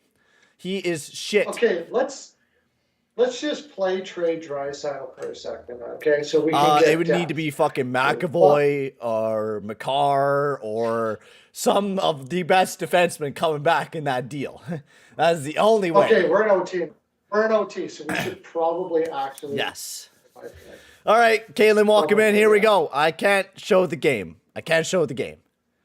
Skinner has a handle of this one. It's OT, baby. Skinner whips this one around, picked up by Draisaitl. Draisaitl shovels it right back down below to Nurse. Nurse being tied up with Bennett. Nice job by Nurse to burn Kachuk's tire. Now over to Draisaitl. Little bit of a 2-on-1. Draisaitl over to McDavid. McDavid right back over to Draisaitl. Leon Draisaitl right to the back of the net. That's an Oilers W, baby. Woo! Does not need to be an Oilers W, but we got it anyways. Jesus Christ. I mean, we played amazing, but we did not deserve after that bad defensive play. What a fucking goal. Let's go, boys. No. Woo! Well, actually, that's not true. We did outplay Florida, but my fuck, with that bad defensive play by Barry, we deserve to lose. Well, no, that and there was other things. It's just holy shit. Our offense always has to bail us out, but it did, and we won, and we didn't go below 500. Yeah. Austin was talking about trading away Draisaitl, and Draisaitl here scores the game-winning goal. Oh, Jesus. What a game, boys. What a game, boys. Anyways, I'm going to work on that. What would you do if you traded? Like, what would you get back for Draisaitl to make our team? Because you got to remember the cap space, too. I don't know, man. There's no way. I don't know. There's no... What you would need to get back, we don't have the cap space to take back. This is going to be such a happy OGR now. Wasn't a loss. No, you can't do that. You can't do that because I'm still gonna get angry at you Barry. still gotta lose your shit on the fact that Barry's on the penalty But kill. I'm not so angry about it. I'm still angry about it, but I'm not gonna like. Who knows? I never really know what's gonna happen to my We OGs shouldn't until. even have had overtime. No. It It should have never been overtime. It should have never been. And we should also talk about the fact that Barry, if NHL.com could work, what's wrong with this site? NHL.com, have you been noticing that NHL.com has been shit lately? How about Barzal, Dobson? No, there's not enough more than that. No, it's not enough. They don't have enough. Anyways, Holy crow. I'll play around with it. Anyways, NHL.com, can you work? I just wanted to see how many minutes Barry got so we can make fun of it before I dip out of here. Thank you everyone for tuning into the stream. Before we head out, we got to roast Barry. Make sure if you haven't subbed up to me, I only need 2 more. Yeah, go sub up to my man Perlo. For the love of God, go sub up to him. Give me to 1,000. I'm still 998. I just need 2 more people. If you haven't subbed up, 2 more people. I'm trying to find. Can NHL.com just load, please? I just don't think yet, but Goulet and Harris are not good for Draisaitl. If you're trading away Draisaitl, you need to get like a McAvoy, McCarr, Heiskanen, like Hedman type of level defenseman. That's the type of guys you got to go for if you're going to be trading away a big defenseman like him. And the official announcement, you're not going to be blown. Oh, I'm going to freak out about this. Barry played the most minutes out of any defenseman for the Edmonton Oilers this last night. 24 fucking minutes. Now you got to know what you And now Evan Bouchard. 15 minutes. 15 minutes. I got something for you. Okay? Yeah. Rasmus Dahlin. Yes. Tage Thompson. Automatically. And Tage Thompson. Automatically, yes. Yes. Buffalo's first this year. Automatically, yes. Would you do that for Draisaitl? No, because I love my boy Draisaitl, but we get Dahlin out of the deal? But that's what we're talking about here. No, it got to be something like that. All right, thank you everyone for tuning into the stream. Go sub up my man Perlo, sub up to me, like the stream. I will be posting OGR out tomorrow. It'll be out tomorrow morning. I'm going to probably make it tonight. And I think Perk just said that you hit 1,000. Did I? I think you did. You hit 1K. Woo, woo, woo, woo, woo! Bertle hit 1,000 subs, baby. We got him up there. Holy shit. 1K, baby. Finally. Holy crap. Okay, now I got to figure out how to do all that stuff. I'll have to talk to you about it one of these nights again. Okay, I think you have to hit a certain amount of watch time, but I'll talk about that with you another night. Yeah, I'm pretty sure I hit the watch. All right, then you're good. Pretty sure. All right. Thank you everyone for tuning in. Make sure to subscribe, check out my man Perlo, and I will see you guys all on Wednesday for the game against the Blackhawks. I'll be live on that game as well, so make sure to tune into that. Yeah, Wednesday. What time is that? The game is at 7:30 p.m. Mountain, same time. So, okay, we should ruin the Blackhawks. Like, this is a big week for the Oilers. Big week for the Oilers. Team total over 5.5. Are you kidding me? Especially if Mrazek's in that. No excuse. We gotta have that dub. All right. Thank you, everyone. Have a good night, boys.